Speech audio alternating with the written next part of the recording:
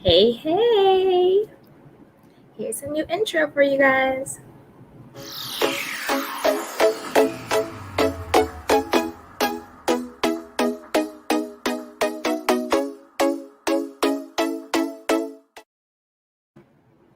Hey, everybody. Welcome back to the Candy Shop. And as always, I'm your girl, Candy Washington. And I'm so happy and grateful for all of my lovely candy canes joining us today for a recap and review of Beverly Hills Real Housewives, Season 11, Episode 6? I think it's 6. Read the caption. I'm not sure, but we are going to dive into it. Yes. As you guys come in, please be sure to like and subscribe and share. I'm going to say hi to everybody as they're coming in. Yes. Hey, Mud Huddy. He goes, really? Why is everybody Team Sutton? I am Team Sutton too, but we are going to get into it. We have so many things we can discuss. I know that this season has been a little dry with like spices here and there, but I think it's going to get better and better. But there are a lot of things we can talk about. We can talk about Crystal versus Sutton and what's going on there. Garcelle and what's going on in her love life.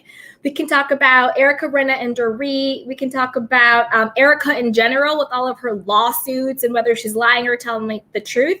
And you guys, I was just watching Sherelle's World, and she had the question of, why is Bravo protecting Erika? And you guys know I love a conspiracy theory, so I have one for you guys. I have a theory on why I think Bravo is protecting Erika. So we can get into that too. Kyle and Kathy and Kyle versus Dorit. But let's just say hi to more people as you guys come in. Hey, Frida. She says, can't wait for your perspective. You're doing an awesome job. Blessing always. Thank you so much. Yes. You guys, don't forget, I am now monetized, which is so exciting. So yeah, that's a possibility too if you want to support that way. Hey, Kamiko. Hey, Pretty. Hey, Candy and the Candy Canes. Yes. Hey, everyone. Hey, Pisces NYC 111. Yes. Hey, Pisces. Hey, beautiful. Hey, beautiful. Right back at you. Yes, I am loving the emojis. Thank you. Hey, Mrs. T. Love it. Yes, everybody is coming in. Everybody come through. The Vegas girl says, hi, Candy. Hey, lovely. Hey, you toy says, hi, Candy. Yes. Young Richie says, yes, intro, hashtag Monica Talbot for Roa.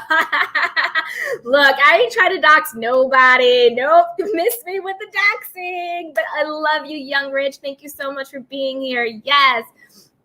Hey, Gayla. She says, hi, everybody. Hey. Hey, Deanna. She says, hey, Candy. Yes. DGF627 says, good evening. Hi, good evening.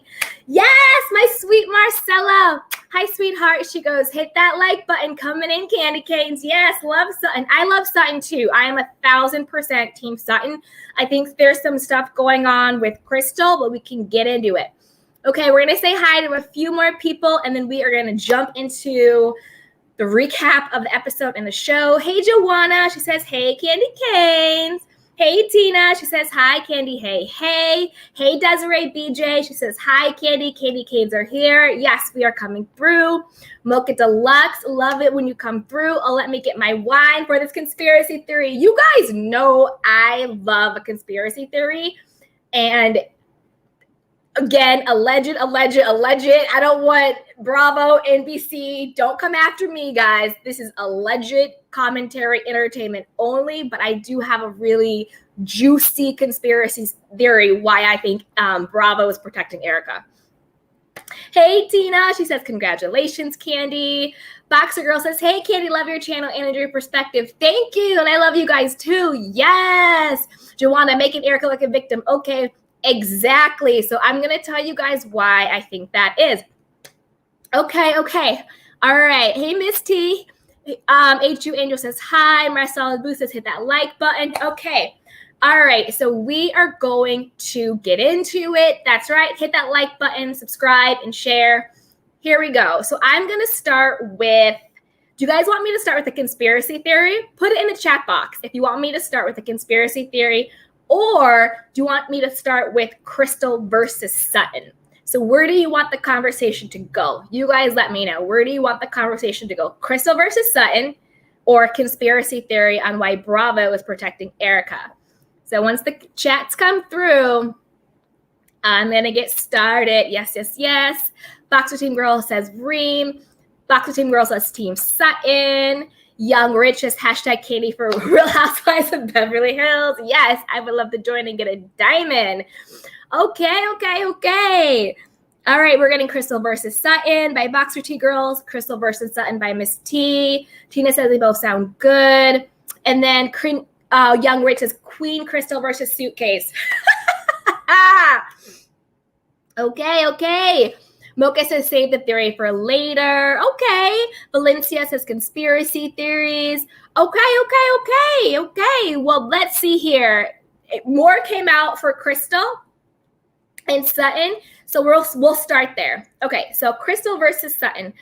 I am 100% team Sutton. I think Sutton is really sweet. I think she's a little wacky, a little odd, but I think in a very endearing way. You know what I mean? And I think not so much this episode, but remember last episode when they were in where did they go? Like not like Lake George, not Vermont, wherever weird outdoorsy place that they went, right? So that's when I really saw the dynamic between Sutton and Crystal come out. So Sutton had her little mini breakdowns and flare-ups because she's going through the divorce. The divorce is over. She had to move out of her house. She still has kids with this man. It's still very contentious. So she was on edge.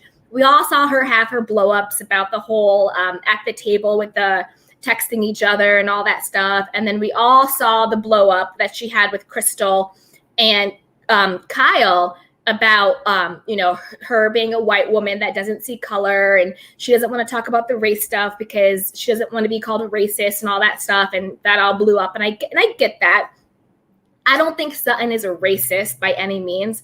I think that her delivery was off, and maybe it really wasn't her place to say anything in that particular moment, but I don't think she's like an actual racist in real life. And so she had those breakdowns. She had those moments. And she came to Crystal, right? And she was crying and she was just like, I know I've been a little off. I've been going through stuff. I'm so sorry. Like I've just had these hiccups, but I want to talk to you about it. And remember how Crystal was just like, okay. And then she had her little shades like, okay. Like she was very cold, almost mean girl and very dismissive. And then she had the audacity last episode and this episode to continue this narrative that Sutton is crazy or that Sutton is manic, which was very disrespectful. And I'm really happy Sutton put in her place because remember Sutton was like, you know what? I confided in you that my father committed the S word. And then for you to now call me manic is very disrespectful because that is a trigger word for anybody who has dealt with anybody who has like a mental illness or, struggling with those type of issues. So to call someone manic is very, very triggering, right? And I thought that was just a really dirty low blow on Crystal's part. It was almost a betrayal of that confidence, right? So I'm happy Sutton put her place there. So Crystal was very dismissive, very above it all, and very just like, you're crazy, you're manic, you're this, you're that, whatever. Okay, flip it, right?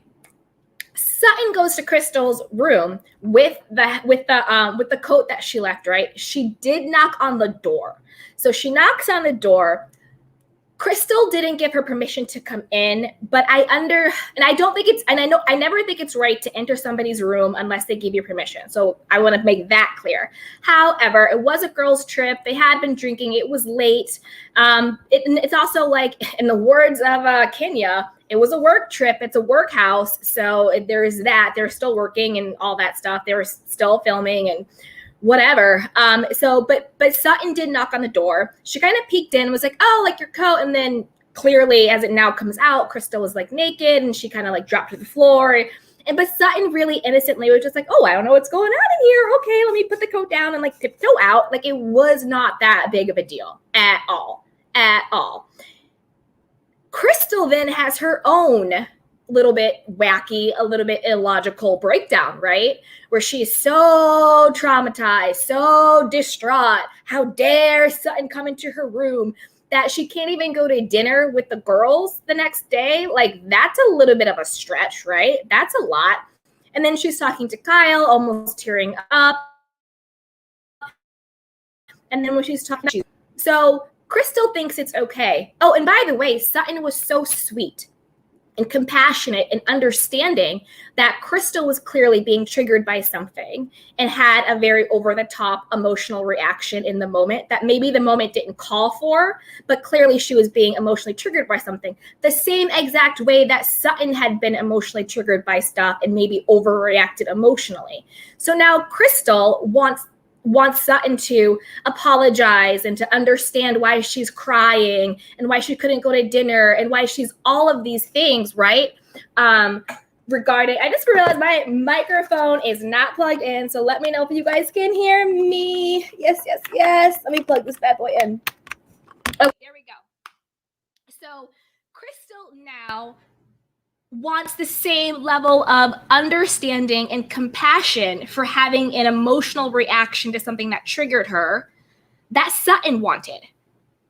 But yet she was so dismissive to Sutton when Sutton came to her and was like, listen, I'm sorry I snapped at you. It really wasn't about you. It was about my own stuff. And she was so dismissive to her. So it's the hypocrisy for me, right? So, Crystal, you don't think you're crazy. You don't think you're manic. You don't think you're irrational and weird and awkward and all those things because you were a human being who happened to have emotional response to a trigger, right? But when it happened to Sutton, you wanted to go around to anybody who would listen. You were talking about her like a dog on the phone when she came down there. That's probably why you reacted that way, because you thought you probably got caught. Because if you guys go back and watch the last episode, Crystal was on the phone talking about Sutton like a dog. She was saying that she was like weird. Oh, creepy. That was the word she was using to call Sutton, right? She's like, oh, she's so creepy. She's this, and that. Crystal was on the phone dogging Sutton out, and Sutton was upstairs being like, well, I'm going to be a friend. I want to make amends. I'm going to go take her coat down there. And was trying to be like sweet. I think Crystal was naked. Who knows what she was doing? You know, it's night, whatever. Maybe she was on the phone with her husband. Maybe it was somebody else. Maybe she was changing. Maybe who knows what she was doing? Who cares? You're allowed to do what you want to do in your private time. If you want to be naked, knock yourself out, be naked. But she definitely had an overreaction to that situation. Maybe it triggered something that happened to her in her past. I really hope not, but maybe that's why she overreacted. Maybe she overreacted because she was just simply embarrassed that someone walked in on her when she was naked. Like, that is totally plausible too. So I think Crystal just had an overreaction to that. And then I think moving forward, the reason why it became such a big deal last night is because Crystal said to Sutton's face, we're going to end this now, right? This is over now. We've talked about it. We're going to squash it. We're not going to talk about it to anybody else. I think Crystal was really embarrassed about how she overreacted. So when other people would be like, what happened? The story kept evolving and she would embellish it a little bit more each time to make Sutton look worse to justify her overreaction. So she'd be like, well, she didn't even knock. And I was in there and I was like naked. I was like crouched down and she was like laughing at me and making fun of me, all of which we clearly see from the footage literally did not happen. Sutton knocked on the door, kind of put her ear to it, opened it up, saw she was naked, said, oh, girl, dropped the coat and left. Where is the violation? Crystal literally used the word she felt violated. Why? I feel violated, Crystal, that you didn't lock your door. I'm sorry. If I'm in my bedroom and I know other people are in the house and I'm about to get buck naked, I'm locking the door. You could have locked your door. We're missing that whole piece. Crystal, you could have locked the door, sweetheart. Lock the door.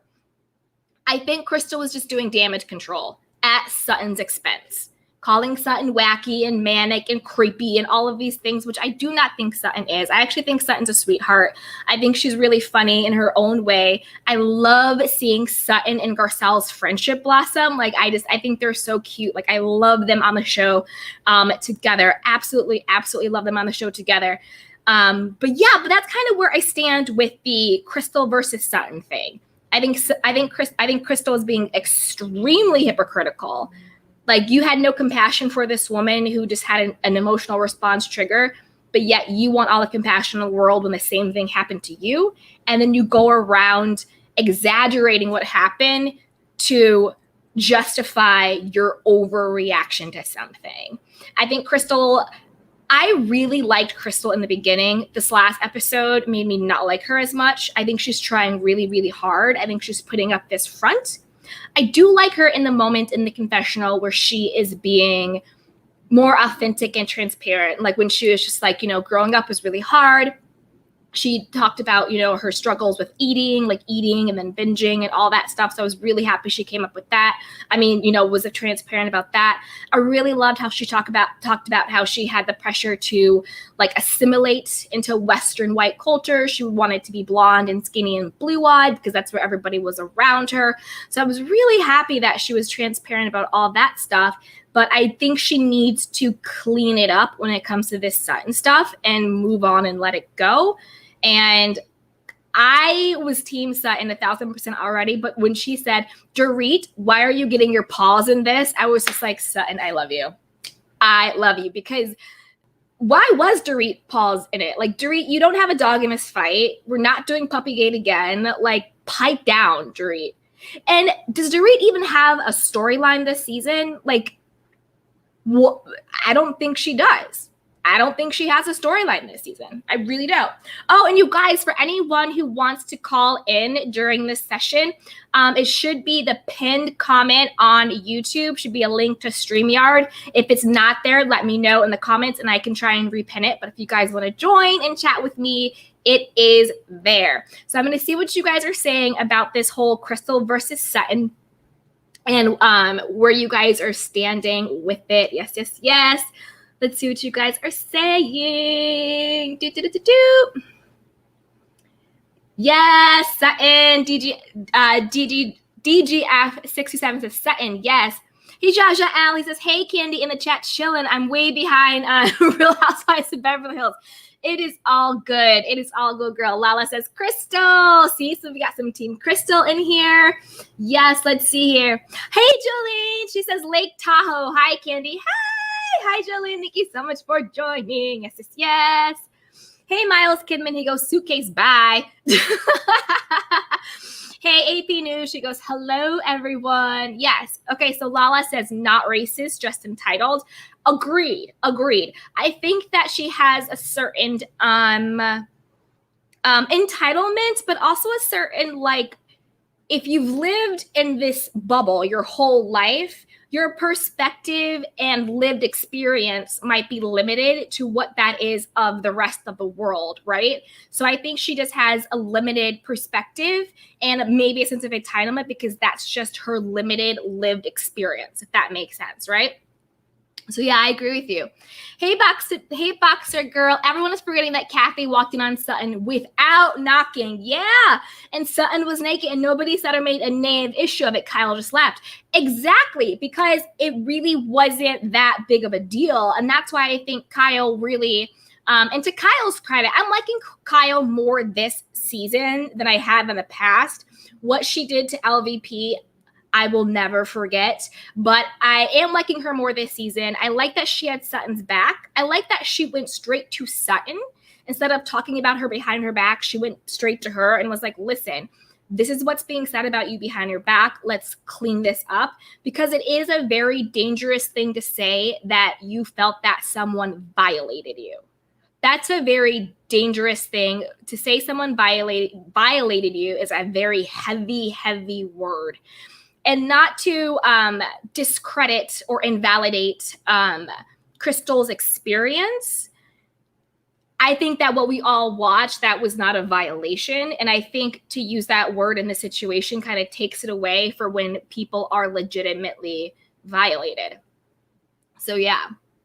DGF67 says, Crystal is straight, turn off. Yeah, I know. And I liked her so much in the beginning. But now I'm just like, girl, what is going on? You just really need to get it together, and you're trying way, way too hard. She should have just been able to be accountable and just said to the group, hey guys, you know what? I had a moment. She walked in. I wasn't expecting her. I got really super embarrassed. I blew it up on proportion. My bad. The same exact way that Sutton did at the dinner that Crystal was so traumatized by she couldn't come to. She, at the table, Sutton took accountability and was like, hey guys, I've been a little batty these couple of days. I've been going through a lot. I'm really sorry. Let's get back to the fun. I'm holding my hands up and I take ownership of it. If Crystal had that level of humility, instead of thinking that I can't acknowledge that, you know what, I just got embarrassed and overreacted, I think we would all be feeling Crystal more. You know what I mean? Hey, Yellow. She goes, how do you have the storyline of the year and still manage to bore us? Maybe we're too hard on Roa because these other girls really have great production, a great budget, and still ain't working. Tell me about it.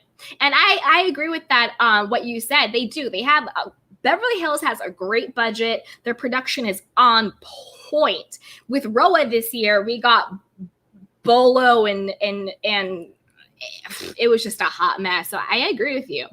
Hey, Joanna. Oh, so she says Sutton is creepy as hell. Okay, who walks into someone's room, then stare and say, what are you doing while in your own room? Please make it make sense. She has behaved that way towards Crystal. Okay, I respect that. However, what I saw, unless production like sped up the video footage, which I don't think they did by like 10 times, it literally went like this.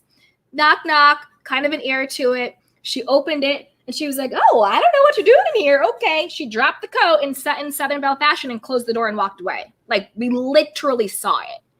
It wasn't, she didn't go inside Crystal's bedroom. She didn't stare at her while she was naked and was just like, wow, what are you doing in here? Ha, ha, ha, ha, ha. The way Crystal made it sound. Like, we literally saw it. It really wasn't that deep. You know what I mean? Hey, eccentric queen. She goes, frig, what I missed so far. Okay, so right now we are just doing Crystal versus Sutton. And then after this, we are going to get into my conspiracy theory and why I think Bravo is protecting Erika. We're going to get into it. Hey, Misty, I think Crystal has been through something. Yeah, because she already explained the eating issues. Yes, so that's what I was saying before. Like, I don't, and again, you guys, this is all alleged opinion for entertainment. I don't want to speak to saying that something has happened to her because she hasn't said anything about that particular thing in on the show. But her reaction to me did make me feel like, has something truly in that violation lane happened to you? And then this moment with Crystal, this moment with Sutton triggered that in you. Right? Do you know what I mean? Like, she was really triggered by something. Like, she remembered, like, maybe she had been naked in a room before and somebody came in and they weren't wanted or something like that. You know what I mean? So I agree with you, Miss T. It did seem like she'd been through something, but I wish she just would have said that. I wish she would have said, hey, I know Sutton didn't mean anything by it. She came in my room. It really triggered me. I reacted the way I reacted. Sorry, guys, my bad. I would have respected that the way Sutton did, but going around calling Sutton creepy and manic and all this stuff, it was a little much. It was just like, calm down, Crystal. Like, we liked you. Like, we were all rooting for you. Stop it. Hey, A-Pie News. Yes. Hey, beautiful. Yes. Okay, so Eccentric Queen says, I love Sutton. I don't care. I feel like Crystal is definitely a mean girl. Yeah, I feel like Crystal is playing a role. I feel like Crystal came on and said, I'm going to be the girl with the best shade, the best this, the best that. I'm BFS with Kathy Hilton, so I'm above it all, and you're all beneath me, and I'm just going to, play that role. I love Sutton. I think Sutton is just being who she is. I think Crystal is a little bit try hard right now, which stinks because I really did like Crystal. So I hope she redeems herself in my eyes, at least. But let me know what you guys think. If you're Team Crystal, Team Sutton, and why. Hey, Paige Coleman. She goes, hi, you're so pretty. I love your makeup and your hair. Love you. Oh, thank you so much. Mwah, mwah, mwah. I love you too, Paige. And I love all of my candy canes. Thank you for coming to the candy shop today. See, Lala says Sutton is creepy. Okay, so she thinks Sutton is creepy. Got it. You think Sutton is creepy. See, I don't think she is, though. I think she's just, like, wacky and fun. Maybe because, like, whatever, I'll just say it. I feel like I'm kind of like Sutton, like, wacky and fun. So maybe that's why I like her so much. Hey, Joanna, you said Kyle would fit in Sutton. Yes, she did. She is a perfect exec or a perfect friend maybe. But yeah, you're right. Kyle did defend Sutton, and I'm really happy she did because I feel that, like, Sutton was being painted in a way that wasn't true. And Dorit did need to pipe down.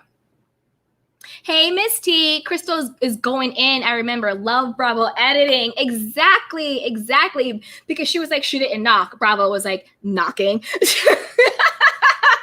Shady production people, but I was here for it because I was like, yes. Because the way Crystal was describing it, if you just listened to what Crystal said, you would have been like, why did she come in your room and laugh at you and make fun of you while you were naked? That is creepy. But what she did really wasn't that deep.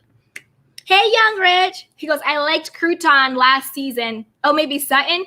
Oh, are you calling Sutton Crouton? You're funny. I like Crouton last season, but this season I just don't know the way she snapped at Crystal because if she didn't want to discuss about race, made me look at her funny. No, I agree.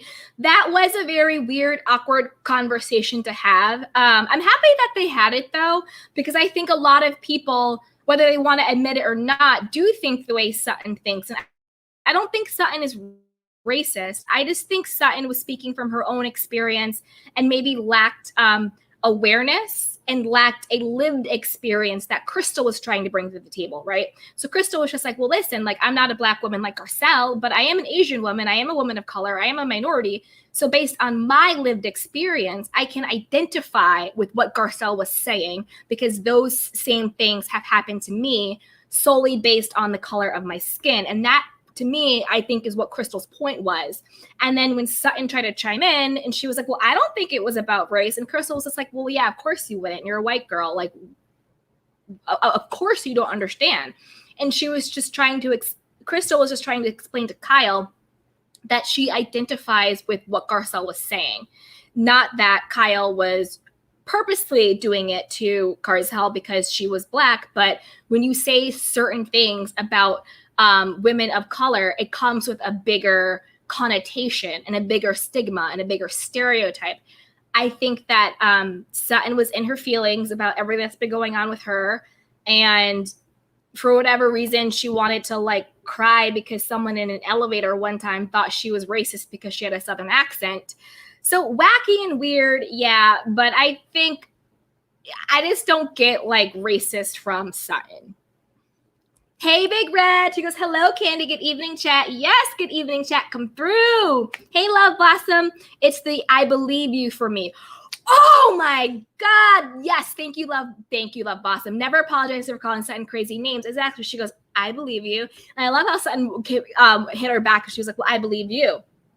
Yes. Thank you so much for bringing that up, Love Blossoms. Exactly. So when Crystal at the, when they were all out there, and when Crystal was like, well, I believe you. Again, it's that same condescension, dismissiveness that to me is so nasty. I'm just like, Crystal, who do you think you are? You have cried. You have had your breakdowns. You have had your overreactions, just like everybody else has. But all of a sudden, you want to act like if anybody else has a human reaction or emotional reaction, they're crazy and manic and creepy and all of these things. Like, look in the mirror, sweetheart. You're not above it. You're a human just like all of us. And the I believe you is just so disgusting. It was really disgusting. And I wasn't here for it. Hey, Eccentric Queen. Honestly, I feel like Sutton is just socially awkward. Exactly. Yeah. Which is why I'm like me. I'm a little bit like Sutton. So, yeah. I think she's just a little bit socially awkward. I agree, too. And I think she's a fun, great girl. And sometimes just can be a little socially awkward. I agree with you. Hey, the Vegas girl. Crystal lost me on the first episode when she said, if she doesn't know you, you're not worth knowing. That is very true. I remember when she shaded Dorit when production was like, do you know Dorit? And she was like, no. I mean, I can't lie. I thought it was funny. But at the same time, yeah, you're right. And that's what I was saying before. I felt like she came on the show knowing the person she was going to play. She was going to play this mean girl, BFF to Kathy Hilton, like totally above everything. But the funny part is Kathy Hilton is like literally nothing like that. So that's like kind of like the funny part about it all, which is why you know that Crystal is kind of playing this this part. Hey, Tanisha. She says, hey, Candy. Hey, beautiful. Thank you for coming through. Hey, Double T. All could have been avoided if Miss Southern Belle had waited to be invited into a coworker's room. Yes, I know what you're saying. Like, I get it. I don't think you should ever walk into somebody's room unless they invite you in. But at the same time, we saw how it went down. I don't think it was malicious. I don't think it was intentional. It seemed pretty innocent to me. Honestly, it seems like something I would do. Like, if I was in a vacation home with 6 or 7 of my good girlfriends, it's just us, and like I knock on the door and I want to drop something off, like it would not be that big of a deal. And like, even to flip it, if it was me, if I was buck naked in my room during a girls trip and my friend knocked on the door, friend, coworker, whatever you want to call it, in this case they are on a reality show pretending to be friends, so I'm going to call them friends, knocked on the door, and I didn't say come in quick enough, but my door was unlocked, which her door was, and dropped off something I had forgotten, I wouldn't feel violated. I don't know. Hey, Young Rich, she goes, am I the only one who doesn't like Kyle? There's just something about her. I can't put my finger on it. No, I agree with you. I really didn't like Kyle before. I'm liking her a little bit more this season, but before, it's just like, I didn't like the way Kyle did her sister Kim. And okay, so now that we're in Kyle, let's talk about Kyle versus Dorit. What do you guys think about that? So Dorit, to me, really doesn't like Kyle and lies and pretends and says that they're still friends, but they're clearly not. You know, she like snapped at her while they were on the plane when Kyle interrupted her during the conversation. One thing I will say is that I did like Kyle when she was talking to Dorit and she was like, don't you ever treat me like that again. Don't you ever speak to me that way again. I was just like, okay, I kind of like you now, Kyle, which I get. I think Kyle, I don't know. I'm on the fence about Kyle. Let me know what you guys think about her in the chat. Love Blossom says Sutton was sweet. I agree. Sutton was sweet. She really is. I like her. Hey, P. She says, hey, Candy and the Candy Canes. Yes, yes, yes. Hey, Sasha T. They're both fragile Karens. However, I think Crystal's issue was connected to her body dysmorphia and anorexia. So maybe not so much an overreaction. Right. But I think that because of her body dysmorphia and her eating issues, she overreacted to what the situation was. Because I think a more normal reaction would have been what happened between Kathy and Sutton. When Kathy walked in, Sutton was naked and it wasn't a big deal. They kind of like laughed about it and was like, whatever, and they moved on. To me, that's more of an even-keeled normal reaction. But to me, Crystal being like, I was naked and crouched down and she was crying and said she was violated, traumatized to the extent where she couldn't even come to dinner. To me, that's an overreaction. Hey, it's Queen, using the word violated is such a strong word. Exactly. It really is. It comes with too much. It's too heavy of a word. Hi, Island Vision Aries. Crystal was wrong for what she said about Sutton. She really was. But do not come in my room without acknowledgement that you can enter. Agreed. Sutton shouldn't have entered. Even though I think it was innocent, she shouldn't have. Crystal should have locked her door as well. But also, Crystal did have an overreaction. Yeah. Hey, Big Red. Sutton is a true Southern Belle. Yes, she is. Hey, Desiree BJ. I feel she should have knocked first. She did knock first, but Crystal didn't say come in. Yeah, Crystal could have locked the door by never walking into a room without knocking. Yeah, but that was the thing. Crystal was going around saying Sutton didn't knock, but as we saw in the footage, Sutton did knock, but Crystal didn't say come in. So it's kind of that weird area. Hey, Lulu. Hey, beautiful. She goes, Crystal has victim mentality. She does. She has victim mentality and then also like entitlement mentality as well. It's bizarre. Hey, P, I like Sutton. I want to punch Erika for how she treated Sutton. Crystal's a liar, not cool. We are going to get into some Erika. Erika. Okay, so speaking of Erika, before we get into the conspiracy theory, do we think Erika is about to pull a Portia? Let me explain. So, Erika freshly filed for divorce, which allegedly, in my opinion, is a sham divorce, files for divorce, and shows up at your house with no panties on and announcing it to the world, doing a little fake twerk, announcing to everybody in the world that she put some tingling whatever oil it was on her vajayjay and on her private lady parts, right? With your husband there. And then she goes and sits down on your sofa, on your seats with no underwear, wearing this much of fabric, covering her lady part with oil on it, talking about I'm lit and hot and ready and all this stuff. I was just like, Crystal, hide your husband. Like, hide your husband. Erika is on the hunt. The same way Portia came up in Fallon's house with her booty out, with her badonkadonk all over the pool, jumping all over the place, looking for her next meal ticket. Erika is on the same exact hunt. So Crystal, hide your husband. She's looking for those Disney checks. She wants those Disney checks. Because Crystal husband, right, he's very, very wealthy. He's a Disney executive. He, I think, directed The Lion King and all of those different things. Erika knows that, like, her, you know, Tom Girardi, her cash cow, is about to go to jail, hopefully, allegedly, for defrauding millions and millions of dollars from victims, allegedly. So she's just like, who's going to be the next person to fund me? I don't put it past her. And also remember, let it be known that she was a receptionist at an escort agency just a year or two before she got married to her husband. So where exactly did Crystal meet her husband? I'm not going to say anything, but I'll let you guys figure it out. You know what I mean? It's like, it's just bizarre to me to admit that you were a receptionist at an escort agency literally a couple of years before you got married. So during that time, where did you meet your husband, right? And she told Erika that, and we all know Erika is an ex-stripper. And again, I am not women shaming. I am not the SLUT shaming. None of that. I'm not shaming anybody. Do you? If you want to be on a pole, do your pole all day long. You know, if you want to be an escort, do you? Just be safe. This is no way shaming anybody, but I just want you guys to think about it, right? Crystal's a receptionist at an escort agency. Fast forward a year and a half, she's married to a Disney exec. Erika used to be a stripper. Fast forward, she's married to Tom Girardi, this big time, LA Hollywood lawyer. Erika is now about to go through a divorce and potentially lose all her money. And now she's showing up at Crystal's house with no panty, oil on her lady parts, basically wearing a dress that you can see up it, telling the world and kind of twerking, and then putting her legitimately exposed lady parts on the sofa in your house where your husband is.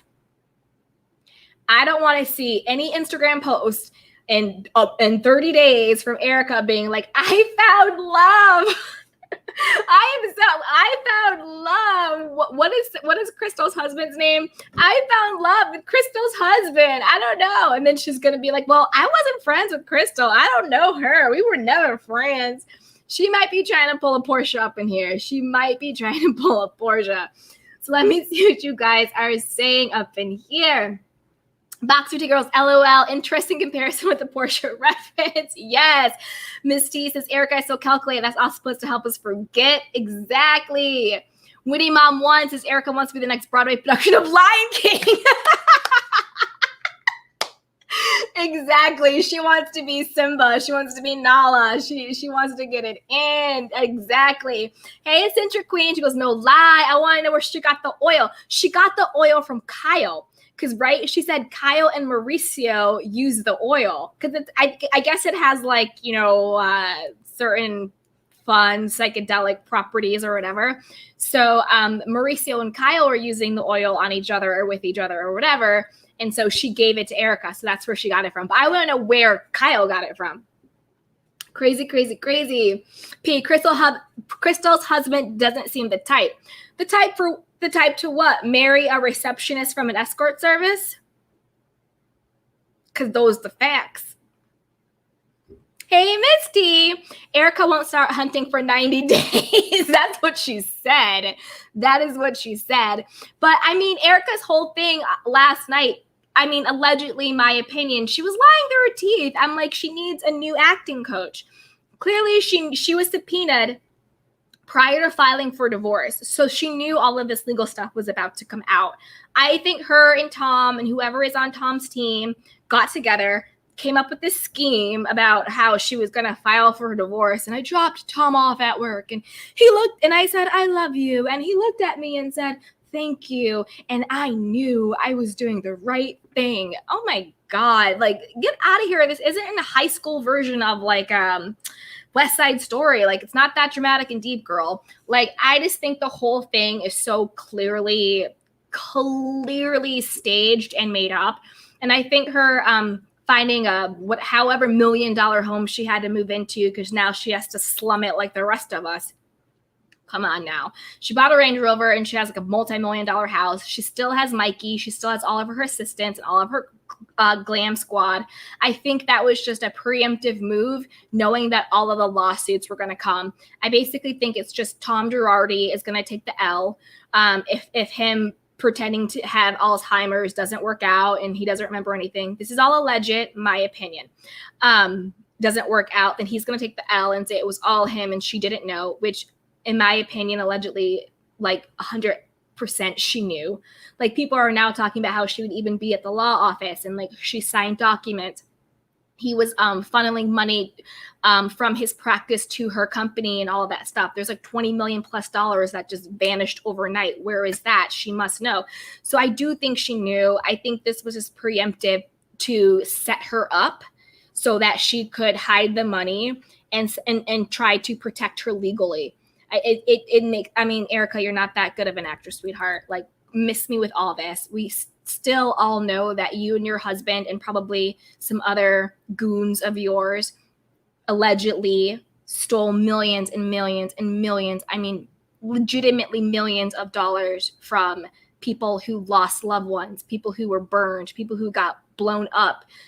It's just ridiculous. People who lost their children. Like, it's gross. And we're not going to forget that because you walked into Crystal's house with oil on your cooch. Like, you're still a slime bucket, no matter how you slice it. Done. And you're also a slime bucket because you're being so entitled and gross and nasty. Do you guys remember when she posted on Instagram, what was it, like a picture of like orphans or victims or something like that, and she was like a scapegoat, and she was saying like all this stuff, basically trying to shame the victims for coming out, which is really disgusting. Do you also remember how she posted that picture of herself on a cross, like she was Jesus Christ? Like, I'm so confused, Erika. In your mind, how in the world do you think you're a victim in anything? You're literally driving a Range Rover that was bought with blood money. You literally built a career that was bought with blood money. Literally, you're living in a mansion right now that was bought with blood money. Your whole life has been nothing but being showered with gifts with blood money. And I do call it blood money because people literally died, lost their lives, have been burned and all that stuff.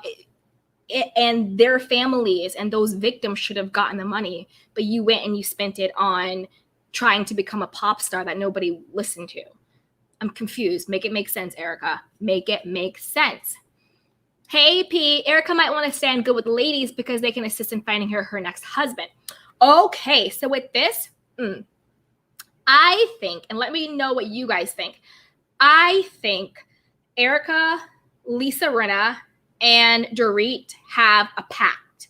I think they have an alliance. I think the three of them have an alliance to always watch each other's backs and to always look out for each other and to not throw each other under the bus. I don't think Kyle is in that allegiance at all. And you know why? So remember at in Lake Tahoe, when they were at the table and they were doing the drinking, whatever they wanted to call it, like the drinking joke or whatever it was. You know how Dorit texted Rinna and and Erika. I think it was to give them a heads up, like, hey, I'm really not drinking this much. I'm not going to get this drunk. You guys don't get drunk either. I got your back because you got mine. I think the three of them have a pact to not get too drunk so they don't spill anybody's secrets, and also to watch each other's back. I think they have an allegiance, and I don't think Kyle is a part of that. And I think it's very, very, and I think they're using the guise of, oh no, we were just going to do a prank back on Kathy. No, Dorit knew to give them the heads up, hey, I'm not really drinking this. Don't do it either, because they have an allegiance and a pack. And if you watch the three of them, it is very, very clear that off camera, off scenes, they came together and they made a strategic alliance. It is very clear. I also don't think that the girls want to go against Erika, because maybe Erika knows something about them. Maybe she has dirt on them. And Erika also is just like kind of scary when she gets like, don't talk to me. And she gets all nuts and psycho. So she's a little bit much there, but maybe Erika knows something and they don't really want that Erika smoke. So I'm going to see what you guys are saying. And then I might tell you my conspiracy theory as to why I think Bravo is protecting Erika. So let's see what you guys are saying.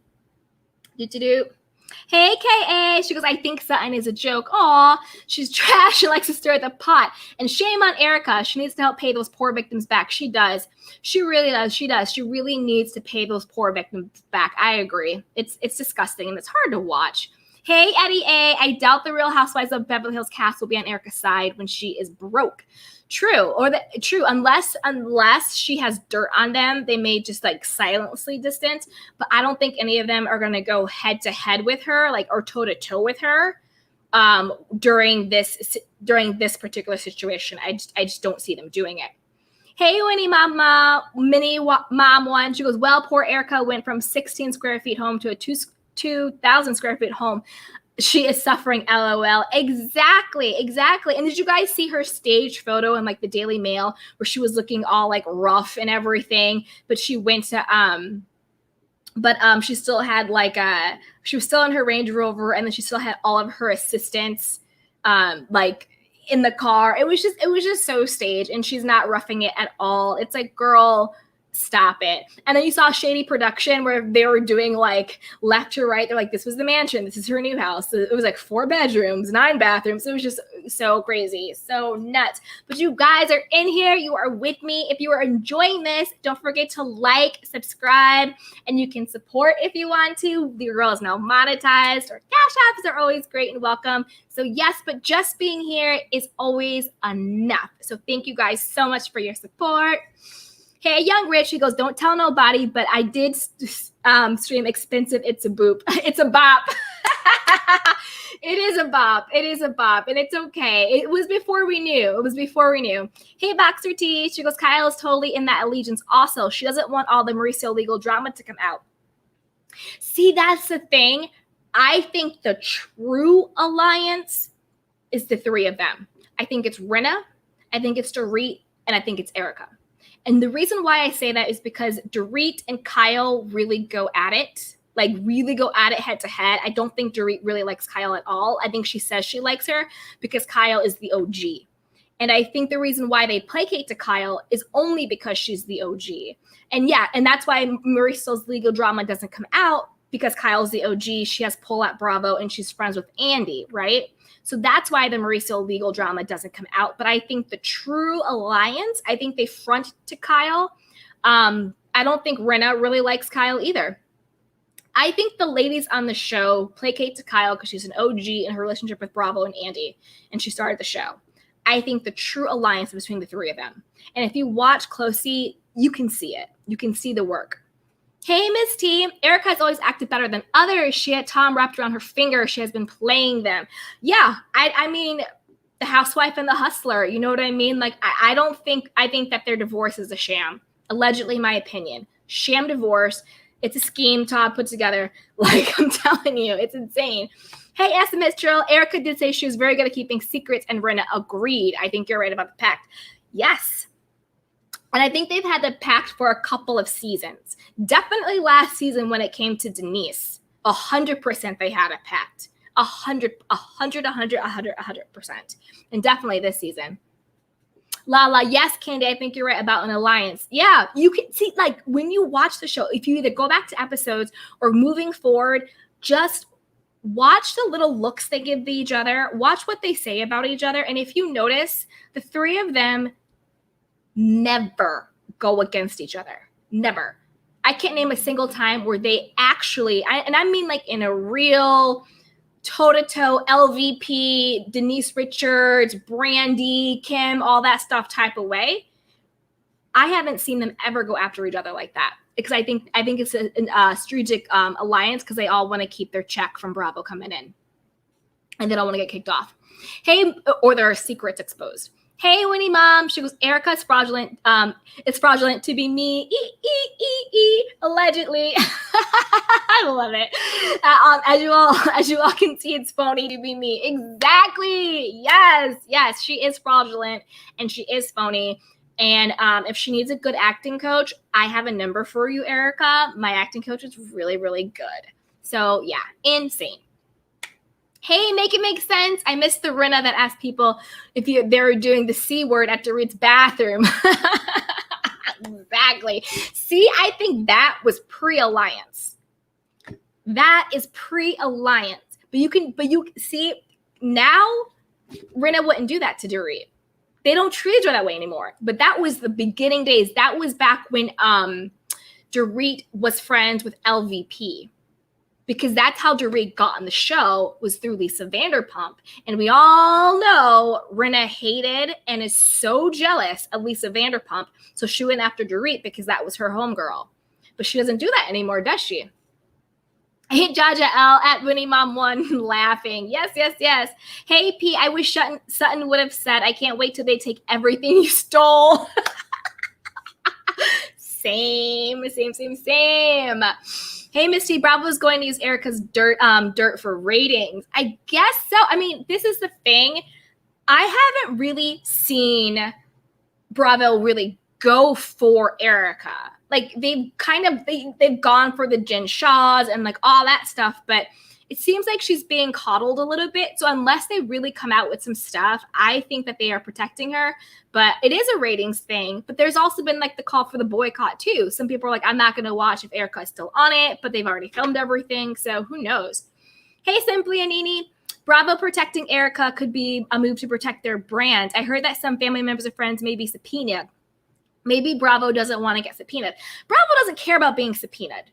Bravo was subpoenaed during Teresa, during Jen Shaw, during who else had legal problems? A lot of them had legal problems. Bravo was probably subpoenaed every other day. I don't think that's why it is. Okay, are you guys ready for the conspiracy theory? Put it in the chat. Make it make sense. Erika without glam squad is Betty White. Don't be mean to Betty White. I love Betty White. Don't shade her. Yes. Sephora has a clone. I feel like Erika doesn't live in the world we live in. She thinks she's a unicorn or something. So true. So true. So true. Hey, Louise, Team Pam. Erika had to downgrade to a Range Rover. I know, right? Does not live in the world we live in. Okay, are you guys ready for my conspiracy theory on why Bravo? I'm trying to see all the stuff. Okay. Here we go. Let's see. Hey, Ella, because she's a blonde white woman, they showed more of Portia's arrest than Erika's legal trouble. That is very true. Yes, that is very, very true too. Hey, Taki Warren. Hey, Candy Lake, come in. It's okay. You are here now. Yes. Hey, Nico Eek. Erika is such a liar. Her story about leaving Tom has so many holes in it. Absolutely. Okay, I'm going to jump into the conspiracy theory now. And I'm going to preface this with alleged opinion for entertainment, because I don't want NBC to come after me. So don't come after me, NBC. This is all alleged, my opinion. So once all of the Tom Girardi stuff started coming out about him, allegedly stealing money from his clients, allegedly stealing money from other lawyers in the practice and other lawyers that would refer him to stuff. So when all of his legal woes came out, there was these two teams of writers and producers, creators, whatever, in the entertainment world, who had pitched a TV show to NBC. It was something about, again, alleged opinion, what I heard. This is alleged. They had pitched NBC Universal a TV show, something about ghost hunters or ghost homes or something along those lines, right? So they were the creators of the shows, they were the writers of the shows, and they were so excited, they're pitching their show to this big studio, right? So they pitched their show to NBC. NBC was like, oh, great, we're going to pass. And then, boom, they basically stole their idea and created the show without them, pretending it like it was their idea. And so these two writers, producers, creators, whatever, got together and was like, okay, well, we're going to sue NBC for copyright infringement, intellectual property that we brought you this idea, we brought you this, TV show, and then you stole it from us, and then you went and produced it without us. We're going to sue you. So they took their case to, you guessed it, Tom Girardi. And I believe this was back in, check me on these dates because I'm just going off of memory, and again, allegedly opinion, 2015 to 2016 or so, which was around the time that Erika was trying to pitch herself to be on The Real Housewives of Beverly Hills. And as we all know, The Real Housewives of Beverly Hills airs on Bravo. Bravo is an umbrella company to, you guessed it, NBC Universal. So all of a sudden, this writing pair thought that they had this great lawyer. Tom Girardi is this shark. He's so smart. He never loses, yada, yada, yada. We're going to get justice because NBC stole our show. All of a sudden, Tom got their case dismissed. Their case went away. They never got justice. They never got any type of settlement or any type of payout, allegedly, what I heard.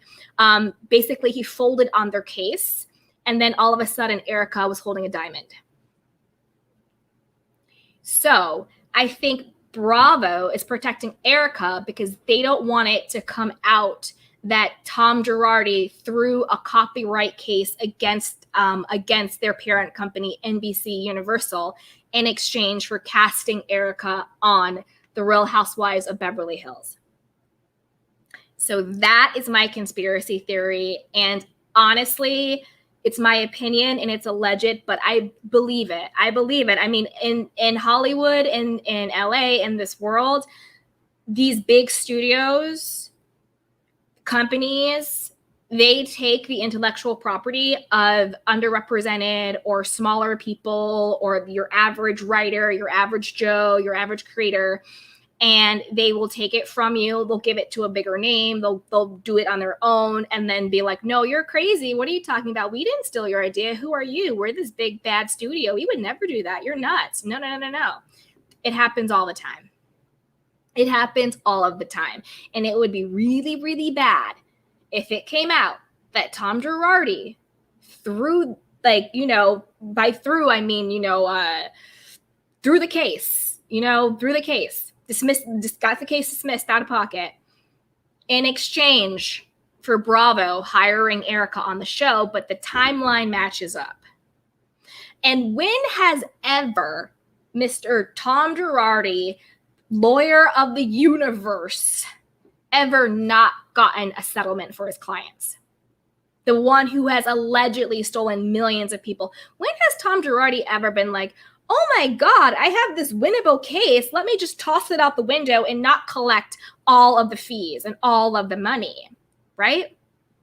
So that's why I think Bravo is staying very mum. That's why I think Bravo is tiptoeing around it, because Bravo is owned and is under NBC. And Tom Girardi threw the case for them. That is my conspiracy theory. So let me see what you guys are thinking. And to me, that's why. Do you guys remember when the Hulu documentary just came out, right? The housewife and the hustler, right? And someone asked Andy, they're like, oh, is Bravo gonna bring Erika back? Like, do you think the documentary, is gonna affect her life on the show? And Andy was like, oh, well, I don't think the documentary has it isn't really credible. They had Danielle Staub and blah, blah, blah. And like, I don't think the documentary is going to affect her status on the show. Right. Because, her status on the show is on lock because Tom allegedly got a case thrown out against NBC in exchange for getting his wife on the show. And given everything that we know about Erika and Tom, I do not put it past them. If you steal from a burn victim, allegedly.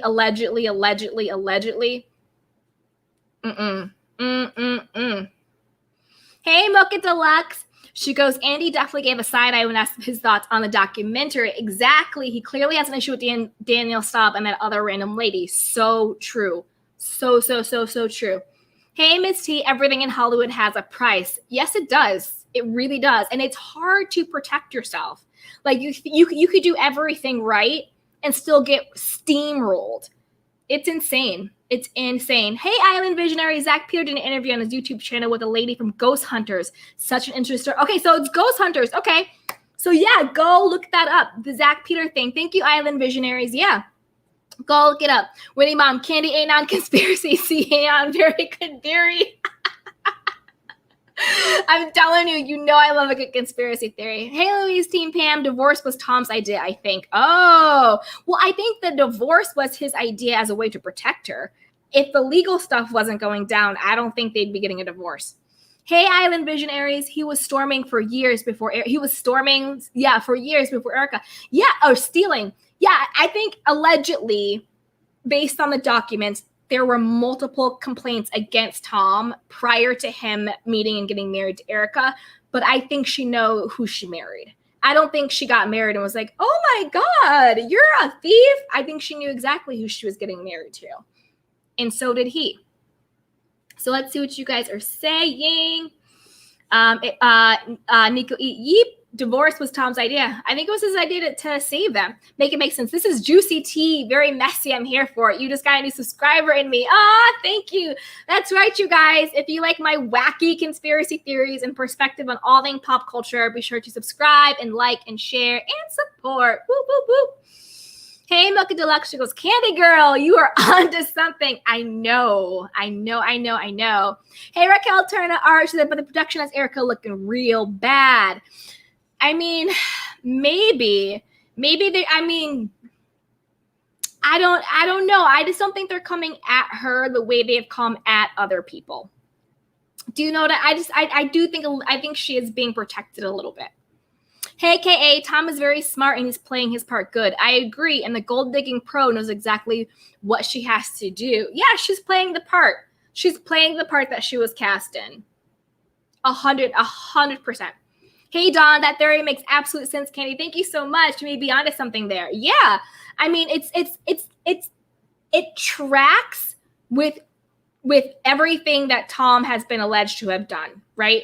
He scratches the backs of really important people, politicians, judges, executives, all the big heavyweight decision makers, right? He scratches their back, and then when he needs a favor, they scratch his. And that's how he's been able to, for the last 2 to 3 decades, like the dude is like in his 80s by now, have done literally all of these multi-million dollars from all of these people. Like you don't do that by yourself. You don't do the level of alleged Ponzi scheming, theft, millions and millions and millions and millions of dollars that Tom Girardi is alleged have done by yourself, which is why I think there's going to be a much bigger fallout, or why he still might be protected. Think about like the Jeffrey Epsteins of the world and all of those people. It's like, yeah, they do all their dirt, but they somehow get away with it and they get protected on some level, because if they are exposed, then everyone gets exposed.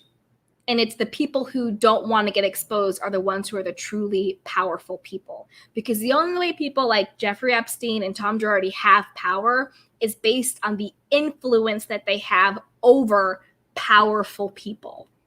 And that's why I think it could go either way. There could be a bigger fallout and he gets exposed for more, or there could be some legal loophole they find to save him because they don't want the full level of corruption coming out. Because you don't literally, well, allegedly, let me take that back. You don't allegedly steal this amount of money for decades upon decades upon decades upon decades by yourself. It's impossible. Hey, Louise, Team Pam, that documentary is super juicy. Yes. Hey, Nico Eek, super juicy. Yes. Sasha T, Erika just looked crooked. She really did. She really, really, really did. She did. Let's see what you guys are saying. Erika Turner, I'd be real hot if I was a victim of a gas explosion. I know, and saw Erika flaunting her wealth on that show after her slimy husband stole my money. That production crew knew exactly what they are doing. Yeah, I think now they are, but I do think, yeah. I think they're doing just enough to cover their own tracks. But if you think about how other people have been treated in the franchise based on what has been going on, I do think they still have kid gloves on when it comes to Erika. But yeah. But they're doing that, yeah. Hey, KA, and the law firm still has something like 900 cases to settle, and that money coming in is going to the victims. Yep. 100%. Allegedly, opinion. At Young Rich, off topic, but Latoya Jackson, Nicole Murphy would be good housewives for Real Housewives of Beverly Hills, and Erika wouldn't be able to run from Nicole. Yeah, I wouldn't mind Latoya Jackson and Nicole Murphy. Actually, those are really good ideas. Good job, Young Rich. I'm down for that. Hey, Miss T, Erika got it easy, and the ladies didn't drill her, and Bravo has been very hush-hush. That's what I'm saying. They have been very, very hush-hush. And Andy has been very kid gloves around her and all of this stuff. And the ladies didn't drill her. I think it came from a very top person said, you know what I mean? Like, zip it up. And I also think it's because they have an alliance. Hey, Kay, it's not alleged anymore. It's on court finished papers, and Tom was found guilty. That poor burnt guy is collecting his money now. No, I know. I'm just saying alleged for me. I'm just a little YouTuber. I don't want anybody coming for me. So allegedly. Hey, Leo's Team PM, I wonder if she has saved all her house math money. I hope so.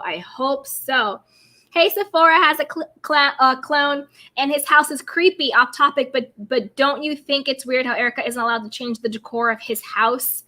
Didn't she add in her chapel? She put in a whole chapel. She did that. And maybe she liked the decor of the house and was just like fronting.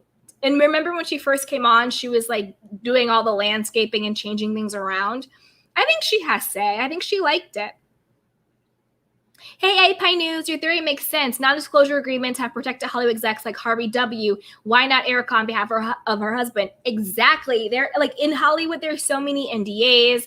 There's so many like everything going on. So I mean, why not? I think Bravo is doing the bare minimum to not look like they are complicit, but they've been very hush-hush, total kid gloves. Something just is not adding up. I agree with that. I'm going to try and get to some people who I haven't got to yet. Hey, Terrell, been watching you past 2 weeks, and you really put on a great show and hold your audience solo. Light shade towards, yay, towards ... LOL. Yay, thank you. Well, speaking of holding an audience solo, you guys, if anybody wants to call in, you are more than welcome to. It's pinned up on the YouTube. It's the pinned comment, but I'll put it in the chat box now too. So if you guys want to call in, you're more than welcome to. So don't feel like you can't. Okay. Hi, Life of Deshanta. You guys, I've noticed how production highlight plays sound effects around some things Erika say to build up when ish hits the fan. Like when she told Garcelle Tom was at the office and is a workaholic. Yeah, they did do that. So I mean, I agree. I think they are doing some things to sort of like protect themselves a little bit. But I think when it comes to the bigger picture, they are protecting her a little bit. But I do like that when she was just like, he lets me be me. And like, that's why I love him. You notice they did that too. So yeah. Hey, KA, he's got everyone in his pockets. Allegedly. Yeah. Hey, Simple Anini. She goes, the documentary really showed how cruel Tom is. See some of the victims, he was really eye-opening. Yeah. And they show the like recorded voicemails that he gave and how he was like grooming them. Like he would go in and be like, hi, when the guy came out of coma and all that stuff, but then on the back end was allegedly stealing all his money. So crazy. So crazy. Hey, Sasha T, I want Will Smith's ex-wife on Real Housewives of Beverly Hills. Garcelle needs another black girl to have her back. I agree. Do you remember when during Garcelle's first season when she had her Kiki with her good girlfriends? It was like that. You know, it was like Will Smith's ex and all those girls. Where are those girls? I want those girls to come back. And I wouldn't mind having one of them hold a diamond. I like the idea of Nicole Murphy. I like the idea of Will Smith's ex-wife. I really like that. Yeah. KA says, I totally agree. I really cried hard watching Hearing from the Victims. Yes. Lewis Team Pam says Tom also owes major back loans. Very true. Allegedly he's being sued for that. Miss T, Sutton definitely felt the power of the alliance at the dinner table joke. Exactly. And that's what really pissed her off. Exactly. So they were trying to front, and I don't think Garcelle caught it. I don't think Kyle caught it. Crystal didn't catch it, neither did Kathy. They were trying to front like, oh no, we're playing a prank back on you, Kathy Hilton. No, they were making sure that all their ducks were in a line. Dorit texted them to be like, girls, heads up, I ain't drinking this. Don't do it either. Don't fall for the okie doke because we have this alliance with each other to protect each other and not get too drunk on camera. And then they tried to pretend like it was some like joke that they had going on, but it was all based on their allegiance. And I think that's another reason why Sutton got so upset, because she felt it. She felt the energy was off and she felt that she was being left out. Yes. Okay, let's see what you guys are saying. Hey, Life with Shanta. Peep how Garcelle is on her too. Yes, when the victim news hits the fan, I think they'll start grilling Erika more. I mean, I hope so, and I want to see it. I want to see them hold Erika accountable. You know, and even if she does her weird icy face thing that she does, I still want them to hold her accountable. I still want them to grill her. Do you know what I mean? Like I still want that. Hey, Essential Queen, girl, how much you paying for a call? And I love myself just playing. No. How much am I paying for a call in? Nobody has to pay. Just call in. Call in. Hey, Terrell, Erika telling her story on how she had to plan her escape reminded me of a Lifetime movie. I mean, they probably got a writer to make up that story because it was such a lie. It was such an obvious made up lie. G-Rod. Hey, G-Rod, I saw the documentary. I had to think that Erika was in on it, allegedly. I mean, to me, common sense would say she was. Maybe not in the nitty gritty details, but I don't think that she was some housewife who was completely unaware that her husband was doing shady legal deals. I don't think she cared where the money came from as long as the money was coming. And I do think she had awareness of what was happening, allegedly. Hey, Nico Eek. Yes, for her leaving her story on was dodgy AF and totally bad acting. Lifetime movie. Yeah, it was bad. It was really, really bad. And it was so super, super dodgy. I agree. Super bad acting. Hey, KA, she goes, I hope the people who are in charge of collecting what they can. I really hope they are taping these shows and making a list of everything she still has. They are. They're watching all the shows. They have that guy. I forget what his name is, but he's some like legal eagle guy. He's been brought on to like go through everything and try and find money, try and find itemize everything. So they're on it, including the new car she just bought. Yeah, she just bought a new Range Rover. Hey, Raquel Turner Art. Nicole Murphy might really steal Crystal's husband.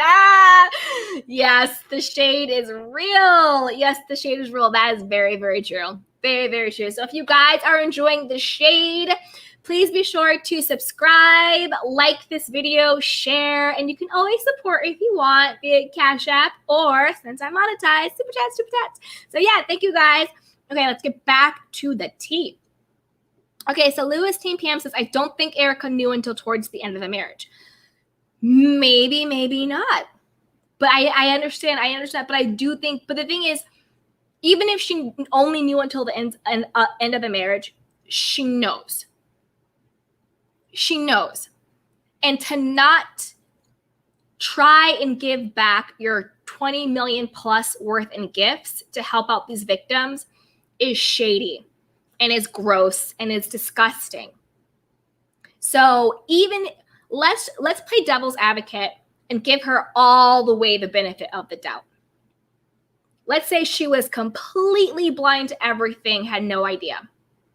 You know now, and you're choosing to keep the money hid. You're choosing to keep the Range Rovers and the Lambos and all of your wardrobe and your jewelry and everything you have, your staff of 5 people that you're paying. You're choosing to keep all of those things that is being paid for with blood money. So even if you didn't know, you know now, and you've been nothing but entitled, you've been nothing but rude, you've been nothing but disrespectful to the victims and their families. So any way you slice it, whether she didn't know or whether she did know, her actions right now prove she's a nasty, disgusting person. Because anybody with half a heart would have cashed in all of that stuff and said, give it to the victims. I couldn't walk around with a Chanel bag knowing that somebody who needed medicine, knowing that somebody who needed surgery, knowing that somebody who lost a parent who lost a loved one or lost the quality of their own life was suffering because I want to go walk around in Gucci, Fendi, Prada. It's not worth your soul. It's really not. Hey, K.A. Candy, this is the first time watching. I really love your show and will subscribe and watch more. Thank you, sweetheart. Thank you, beauty. I appreciate that. Yes, yes, yes. Hey, Sasha D. Side note, did you guys watch when Garcelle said she doesn't want a man that's too big? LOL. I know, that's Garcelle. Oh, but speaking of Garcelle, I'm excited to see her journey to love. I hope she documents that on the show. I love that she brought in the matchmaker and she really talked about, some of the things that was holding her back from experiencing a healthy relationship. I would love to watch her journey and I would love to watch her find someone on the show. I really love Garcelle. I think she's super down to earth, super transparent, and she's real and loyal and still entertaining. I love Garcelle. Miss T, Erika's song's lyrics tell the true her. Exactly. She documented it for all of us. 100%. Hey, Life of D. Shanta, I think Sutton and Garcelle will be the only ones that really will grill her. I agree, because they are the only ones who are not A, not in the alliance, and B, we know how Kyle is. Flim flaps, where the wind blows. You know what I mean? I agree with you. Sutton and Garcelle will be the only ones to hold her accountable because the rest of them, and I don't see Crystal wants to be a part of the Cool Girls crew too much to rock the boat. Let's see. Backstreet. Nicole Mosey was great in Hollywood Exes. She was great. She really was. But I mean, allegedly, she might steal your man. Allegedly, she might have been making out with her friend's husband. Allegedly, Google the photos. Hey, K.A. Yes, I love that. Yes, yes, yes. Hey, Miss T goes at yes, T. Yes. Hey, Terrell. Am I the only one hoping for Crystal versus Erika one day? They're both cold and don't back down. Terrell, I'm with you on that. I am so with you on that. I would love a Crystal versus Erika because they both are very, you're right, cold, calculated, can never take accountability, can never apologize, and at the end of the day are very deeply wounded and insecure. Yay, let me see. I think I just got a super chat. And I want to show it. So let me see if I can find it. Thank you so much, Life of Shanta. Thank you so much for the super chat. She says, just wanted to send this to support. Thank you so much. So glad to have found your channel. I'm loving being a subscriber and a candy cane. Thank you so much. I truly appreciate it. And I appreciate all of you guys. Welcome to the candy shop. Welcome to the candy cane gang. Yes, yes, yes. And if you guys are loving the pop culture commentary and reality TV, we also do, we're starting to do weekly self-care sessions too. So if you're into self-care and wellness, be sure to subscribe and like. Yesterday, we did a self-care session on 5 signs that you need more self-love. So if you missed that, go back and watch the replay. But here at the Candy Shop, we talk pop culture, reality TV, but we also talk about wellness, self-confidence, self-care and self-love. So we do the whole thing. So thank you so much, Life of Deshanta. I truly, truly appreciate your super chat. Thank you. Hey, Sasha T. Candy, would you be interested in dissecting Monique Samuel's Bind of Time stories? Rumor has it Giselle forced women to give her H in order to be in her circles. Whoa, whoa, whoa, whoa. Yeah, we can do that. Yeah, we can. Do you want to do it and because I'm definitely doing lives when it comes to the Real Housewives of Potomac. So maybe we can weave that in, right? So when I do the lives for the Real Housewives of Potomac, I'll weave in Binder Time stories and Monique Samuels and all of that stuff. So we can definitely do that. 100%. Hey, I Miss T. Will Chris still be back next season? I don't know. They haven't announced, I mean, it's still like the middle of the season now, but my gut says, yeah, I don't see why she wouldn't return. I bet you Crystal will be back. Yeah, I wouldn't see why not. Hey, Young Rich. He goes, what? I know. That was some piping hot tea. Yes. Hey, P. Anyone supporting Erika in the real world are awful people too, in my opinion. I mean, I agree. In my opinion, allegedly, I totally agree with you. I totally agree with you. It's just like you can't support someone knowing that what they did on such a deep intrinsic level has hurt people. Like has truly hurt people. I can't do it. Like I can't. I mean, maybe I'm a softie. I'm a little bit of a softie, but I couldn't do it. I couldn't do it. Hey, KA, it's so expensive to me. So gross. I agree. Definitely gross. Life of Deshaun goes, whoa, Shasta, that's crazy. That is crazy, but that's not the first time I heard that, right? I think I heard that before. Hey, Sephora has a clone. If Erika was a black woman, she would have been in jail by now. Same with her white husband. I agree 100%. They would have put him in a jail and thrown away the key. I mean, we all know that. We definitely do. So I'm going to go back and see. I'm going to try and get anybody's comments that I haven't gotten to yet because I want everyone to feel seen and heard. Because if you are a candy cane, your opinion is always welcomed here. So, hey, Merlinda, notice how Rinna is defending Erika and insinuating that Tom was in charge of the marriage. Exactly. It is very, very scripted and calculated. Rinna, I think, is saying all the right things to lead everyone to think that Erika was innocent. When Rinna, if it came to anybody else on this planet, would have been like, own it. It's like you literally lost your damn mind, Rinna, when it was none of your business whether Denise and Brandy had anything happen between them. And to be perfectly honest, let me know what you guys think. I don't think that anything happened with Denise and Brandy. Just on a gut level, I don't think it happened. I really don't. I think they made that up. I really, really do. Billy says, hey. Hey, Billy, how you doing? Yes. Miss T says, Erika needs to be more compassionate. The fact that she doesn't speak volumes. Yeah, the fact that she has been almost combative, right? She's been combative about the whole thing. Really, to me, shows that she was more than complicit, but she was involved, and she really doesn't care. Oh, hey, YOLO, you watched Cynthia today on Wendy. Yes, okay. I did watch Cynthia on Wendy today.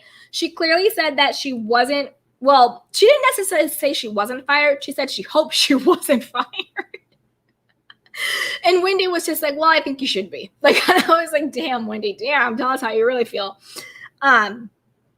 Yeah, I watched Cynthia on Wendy. It was a sorry guys. It was a little cringy, right?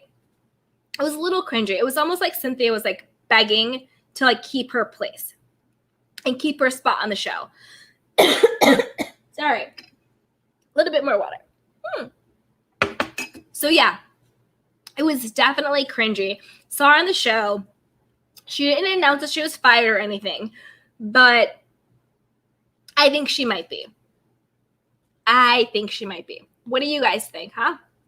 I was like, clear my throat. Woo-woo! Okay, let's see what you guys are saying in the chatterization. P. P says, Garcelle is not a size queen. It's good to know your limitations. Oh my God, that is too much. KA says, let's not forget $40K a month for her glam squad. Exactly. To try to be an old A woman, want to be Britney Spears. It's disgusting. It's disgusting. How do you spend $40K on a glam squad and still, again, I don't want to talk about anybody's looks, but just look like that? I mean, imagine anybody with $40K a month. That's all I'm saying. Okay, exactly, Candy. She's disgusting. It's true. It's so nasty. Hey, Sasha T. Okay. Oh, we got to this one. The Monique Samuels. Yes, we will. Yes, so we got to that one. That's what you guys are saying. You guys are in here in the chats blowing it up. Yes. Terrell, I love how you said I agree in my opinion. Allegedly. Gotta get those allegedly in. Yes, I don't need anybody coming after me. So allegedly, for entertainment, my opinion only. I can agree with your opinion, but I gotta say allegedly because I don't want anybody coming after me. Yes. Hey, Eccentric Queen. She goes, ooh, I can't wait for Real House of Potomac. Me too. I think this season is going to be fire. I think it's going to be really good. And I cannot wait to give my 2 cents about it and just be on my petty. Because it's going to be real petty. It's going to be Real Housewives of Petty. That's what it's going to be, you guys. So get ready. Like and subscribe for the petty. Hey, Joanne. I think Tom was the boss and Erika put up and shut up. Maybe. I mean, but if that was the case, then how come she got married with no prenup? Wouldn't he have, if he was the boss, wouldn't he have put in writing everything to protect him? I don't know. And didn't he also he funded her career. He made other people go to her shows and all this stuff. I don't know. I don't think that he was the boss and she put up and shut up. I think they very much were Bonnie and Clyde. I think they very much were a match made together. That's what I think. Hey, Miss T, do you think Tom and Erika had a healthy marriage? Always seemed forced. See, I didn't think the marriage seemed forced. I think Tom has a difficult personality in general. I think he shows up as, I'm the smartest person in the room. Everybody else be quiet and listen to me.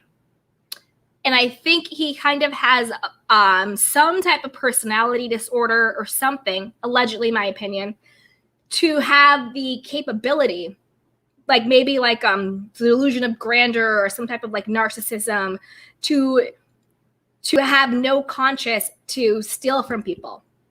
I think in Tom's mind, the way he justifies the way he treats people and the way he justifies what he allegedly did is, I think in his mind, he thinks, I am the cleverest, smartest lawyer in the world. These people should be lucky and thankful that I even took on their case. I'm the one who won them this money. They don't deserve this money. I deserve this money. And I think that was the mentality that he probably lost some cases or something happened. He got into the hole, had to pay a loan back that in his mind justified, well, I'll distill from this pot to pay this pot back. But then it got out of control. Well, now I got to steal from that pot to put this pot back. Now I got to steal from that one to put that pot back. And then it snowballed and snowballed and snowballed to where we are today. But I think that Erika has kind of that same delusion and sort of that same personality type where she kind of thinks that she's entitled to all of these things and that somehow she deserves. And I don't mean by not having self-esteem, or that's not what I mean, but she kind of these are the gifts Tom gave me. I don't care where he got the money from. These are my gifts and I'm going to keep them. I don't care if it came from orphans, dead people, burnt victims. I don't care. These are mine and I'm entitled to them. Do you see what I'm saying? I think they have a very similar personality that justified it. So they're kind of like a Bonnie and Clyde match, in my opinion. Hey, P, he says, the Avatar said Gizzard was getting H from her sorors. She broke that story too. Well, We all know the Avatar may or may not have been up on the up with the tea that she was spilling, allegedly. So we never know. So I'm not going to start that rumor. I'm going to wait and see and hear more. So I'm not saying that. Hey, Citric Queen, it's crazy how Lisa turned so unlikable for a show. You mean Lisa Rinna? But the thing is, I think that's just who Lisa Rinna is. I think Lisa Rinna is just a snake. I don't like Lisa Rinna at all. What she did to LVP, what she did to Denise, how she's now defending Erika. To me, I think Rinna is deeply insecure. I think she was jealous of LVP's wealth. And I think she was jealous of Denise's career and looks. I think she saw in Lisa Vanderpump all of the money, opulence, and wealth, and influence, and prestige that Lisa Rinna has always wanted. So she wanted to take her down to make herself feel better. And I think that she saw in Denise the acting career and the looks and the, again, influence and the prestige. You know, Denise Richards has been whether she's been in, I'm not saying she's been in like blockbusters. She was a Bond girl. She's done a lot. A consistently working actor. She was married to Charlie Sheen. All of these things. She was making more money on the Real Housewives of Beverly Hills than Rinna was. And Rinna had been on there longer. So I think Rinna was just super jealous. To me, Rinna just seems like a deeply insecure, jealous person who derives her worth from taking other women down. Hey, Young Skinny, same. And that's why Denise left, so Brandy wouldn't get this shine that she wanted. Yep, exactly. Hey, Terrell, Rinna was grilling Kim addiction, Yolanda sickness. Yep, LVP, Doggate, Anthony's Lebanese, Erika's alleged crime. Silence. I told you they have an allegiance. 100%. Because Rinna would have been going in on anybody else. And remember, and again, it shows you because Rinna was also protecting Dorit. Remember last season, Dorit was having legal problems and they were in the Bahamas or wherever they were. And some woman was coming after Dorit being like, shame on you. You owe us money and all that stuff. And Rinna was protecting her. But fast forward a couple seasons before that, Rinna was just like, go do the C word in your closet or in the bathroom, blah, blah, blah, blah, blah. But now she's protecting Dorit. They have an alliance. Hey, Young Grits, I told y'all Cynthia wasn't leaving. Time will tell. She didn't seem that sure. but then again, that's Cynthia. You know what I mean? She was like, I hope I'm not. Word on the street. Hey, Life Ashanti, Billy with the Rinna's pics is hilarious if it wasn't Billy, her name on it. The soaps. Yeah, she was Billy on the soaps. She really was. That's funny. Hey, Angel Eyes Murphy. Hey, Candy, first time on your page. Love your energy. Oh, thank you so much. Come, join us. Join the Candy Canes. Like and subscribe. Okay, the chat is getting hot. Let me see what you guys are saying. Okay, this is agreed. Pieces at Eccentric Queen. She is thirsty, so very, very thirsty. Yes, and yes, I'm gonna need to get in her business and Harry's. Well, you know how she lost her mind a couple seasons back when Kim was like, oh, well, you don't want me to talk about your husband, right? She got up and like threw the plate or the glass and was like, don't you ever talk about my husband. Why? What's in Harry's closet, Rinna, that you don't want out there? Why is everybody protecting that? Right? We don't hear anything about Harry's closet, but clearly something's in there. Hey, Miss T, Cynthia needs to bow gracefully. Her storyline is done. I agree 100%. Her storyline is 1,000% done, and she should go before it becomes a bad look. K.A. Rinna is very dumb, though. K.A. me either. Hey, Miss T, Bray just wanted to get back on the show, and it backfired. I agree.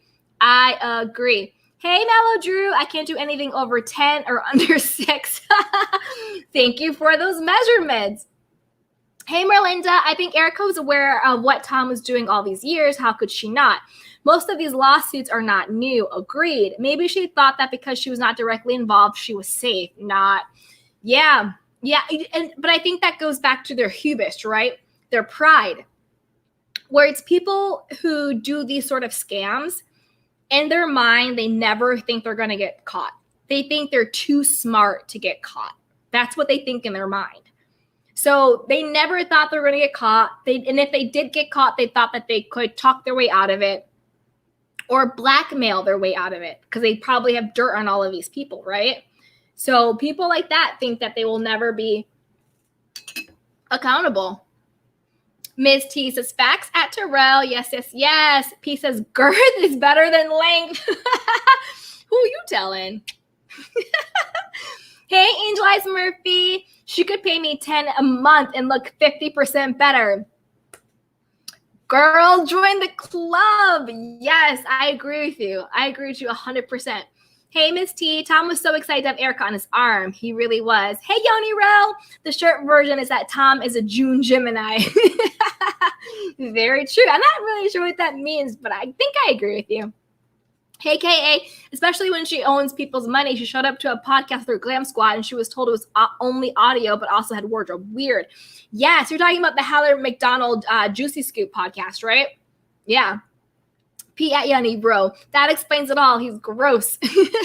Hey, Ian Breckeridge. Lock Erika up already. Losing faith I had left in Bravo, too.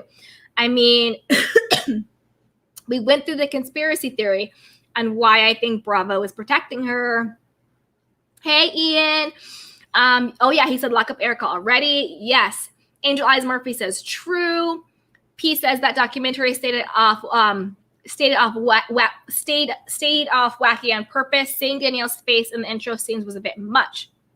But when I got into the most meat and potatoes of it, I truly dislike Erika now.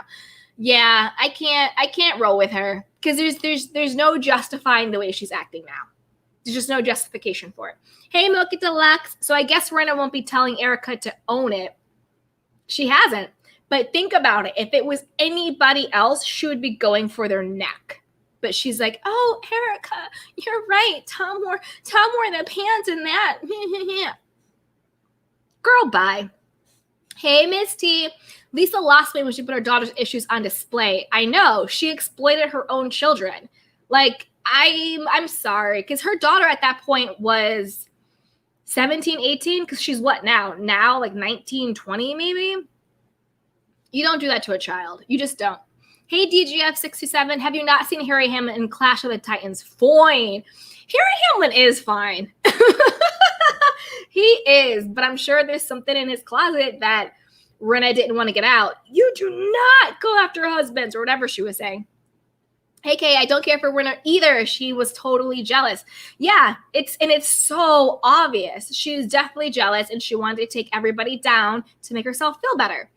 Lala, hey, beautiful Lala. Lala says, say hi. Says, right? Exactly. KA said she should be more worried about her teenage daughter dating a creepy old man. Yeah, dating Scott Disick right now is not a good look, sweetheart. Not at all. You have your whole life ahead of you for that. Hey, Young Rich, who would be your Roa cast? Honestly, I think they should scratch the entire cast. I don't think anybody now on it should come back, and I think they should start over. I think that they should do a limited series special. Woo! Bring back all of the OGs, even Nene. I know she's been problematic. I would bring back Nene, Shreve, even Phaedra. We can have Portia, Cynthia, all the big players have a very limited Bon Voyage. And then the next season or like right after that, bam, Real Housewives of Atlanta, totally new crew. And I want this crew to be an actual group of real affluent friends. That's what I want. Not this sort of like piecemeal, piece together, pretending to be friends and they're not and all this stuff. And I want them to be real housewives. I want them to be actually married. I want them to have actual wealth. And I want them to have rich women problems. I don't want anybody going into bankruptcy or default or dating people who've been in jail. I don't want any of that. I want the Real Housewives of Atlanta. That's what I want. Hey, Lala, say hi. Do you know something that we do or don't know about Harry? I have an idea, but I'm not going to say it because I have an idea, but I'll hold it. I'll think think about how I want to say it or when I want to say it. But yes, you know me. I love a conspiracy theory. Hey, Misty, do you ever talk about my gay husband? Don't you ever talk? Allegedly. Oh, man. I'm telling you. Y'all are coming through. K.A., speaking of Dorit, doesn't her husband seem to have lost weight? He looks better. Well, I'm sure the stress will make you lose weight. Wasn't PK going through it too? He was going through allegedly going through lawsuit after lawsuit. I feel like everybody was suing him for like back money, and their businesses were like a fraud and a sham, and they were moving every other year. So, I mean, stress will do that to you. Hey, Miss T, Erika said, how many F's do I give? Exactly. She don't care. K.A., sorry, I can't shut my mouth. What are you sorry about? You don't have to shut your mouth. Hey, Ian, lock Erika and Tom up. Exactly. Hey, April. Hey, pretty. Such a pretty mess. She doesn't want any of his business out there because she doesn't want him to leave her. He is fine. I agree. I think Harry Hamlin is fine. He could get it. I think he's really hot. And I agree with you. She doesn't want to mess up what he has going on because he will leave her. And I think there's something funky going on in their marriage. Because remember was it the last episode where they did some like, we'll never get divorced pack or something like that? And I'm like, what's going on, you guys? Like, what is this pack about? Hey, Jaja. If the Girardis paid the victims, would they be redeemed? Is it about money or principles or both? It's about both at this point. You don't do that to people and have them suffer for years and for decades. And you've lived this overly extravagant life, and it's like, well, I'll just pay you back and we're cool. No, because the one thing you can't get back in this life is time. You took those people through years of additional hell on top of whatever trauma and tragedy they already went through, lying to them, scheming them, stealing their money, keeping them on this really short leash and budget while you traveled the world, bought, $1,000 pieces of artwork, every type of designer you could think of, donating to all of these politicians, having houses, having boats and yachts and offshore accounts. You took the quality of life that those settlements were supposed to give to these victims. You took quality of their life, of their time, and that is something that money cannot buy back. So no, they would not be redeemed. They'll be redeemed another way. But no, money, it's going to take more than money, because you can't give those people back that time of the life that you took from them, that money could have helped them heal. So no. Hey, Merlinda, I think Erika is a beautiful woman. Okay. But her face is starting to melt. She's aging and needs a glam squad to help her melting face. They don't age like us, right? I mean, that 40K should have went away. I'm sorry, 40K a month? Are you kidding me? And her face is melting. If I had 40K a month for as long as Erika did, there is no way I could even pretend to look bad, as broke down as she looked in those Daily Mail photos. It's ridiculous. I would be like preserved by that point. Hey, Angel Eyes Murphys, who do you think they need to recast for Roa? I don't know. See, that's the thing. This is where I think they need better production and better producers, or casting, right? Which is a part of production. Casting is a part of production, and casting is the people who ultimately bring on the talent. They are the ones who are responsible for finding the talent on the show. Okay. I think they need to get boots on the ground in Buckhead, Decatur, like all of the affluent places around in Atlanta. Talk to the people there and see who are the actual influential people. I think maybe we could have like one or two who might be like relatively known or famous. Maybe they're married to like a movie mogul, or maybe they're married to like a big music producer. You know what I mean? So we can kind of bring that clout, and we could bring that audience in. But I want to see new, fresh faces of people who are really living that life. Maybe they're married to the mogul or whatever. but I don't necessarily need to. I don't think I can name anybody off the top of my head, if that makes sense. But I would want boots on the ground in Atlanta to really find those real people, like the true society people. Hey, K.A., ew, Danielle, that other chick are just trying to stay relevant when she clearly isn't. Yeah. But you know what it is, though? Danielle Staub, didn't she work at the same exact strip club that Erika did in Jersey? So I think that was kind of why they brought Danielle on, because they worked at the same strip club, allegedly, I think. Hey, April, such a pretty mess. Right. So basically what the franchise used to be, LOL.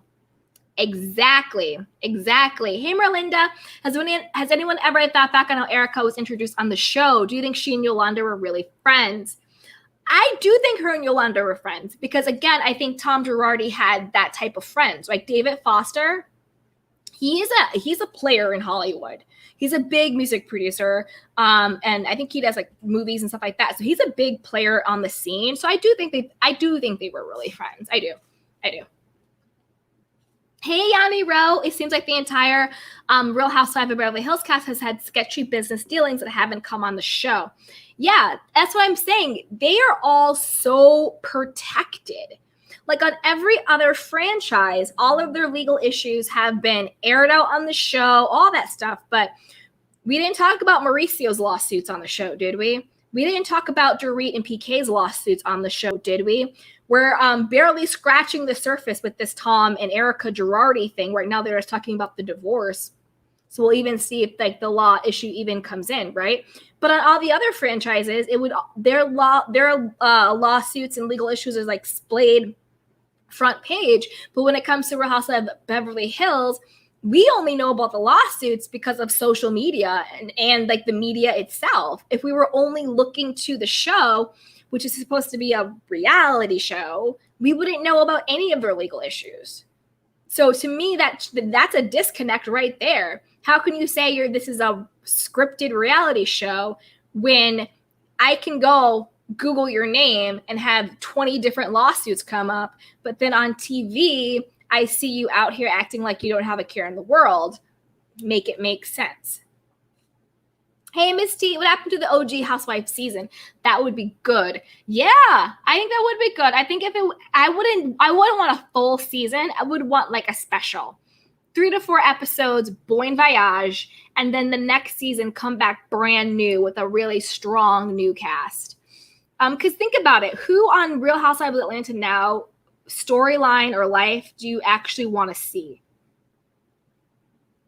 I love Kandi Burruss, but I think her story has come to an end. I love Cynthia, but I think her story has come to the end. Messy Portia, she disgusts me. I don't want to watch her anymore. I used to like her, but what she did to Fallon and just flaunting it to me is just really gross and disgusting. I don't want to watch Portia. Who else is there? Oh, I like Marlo. I love Marlo. Marlo can stay.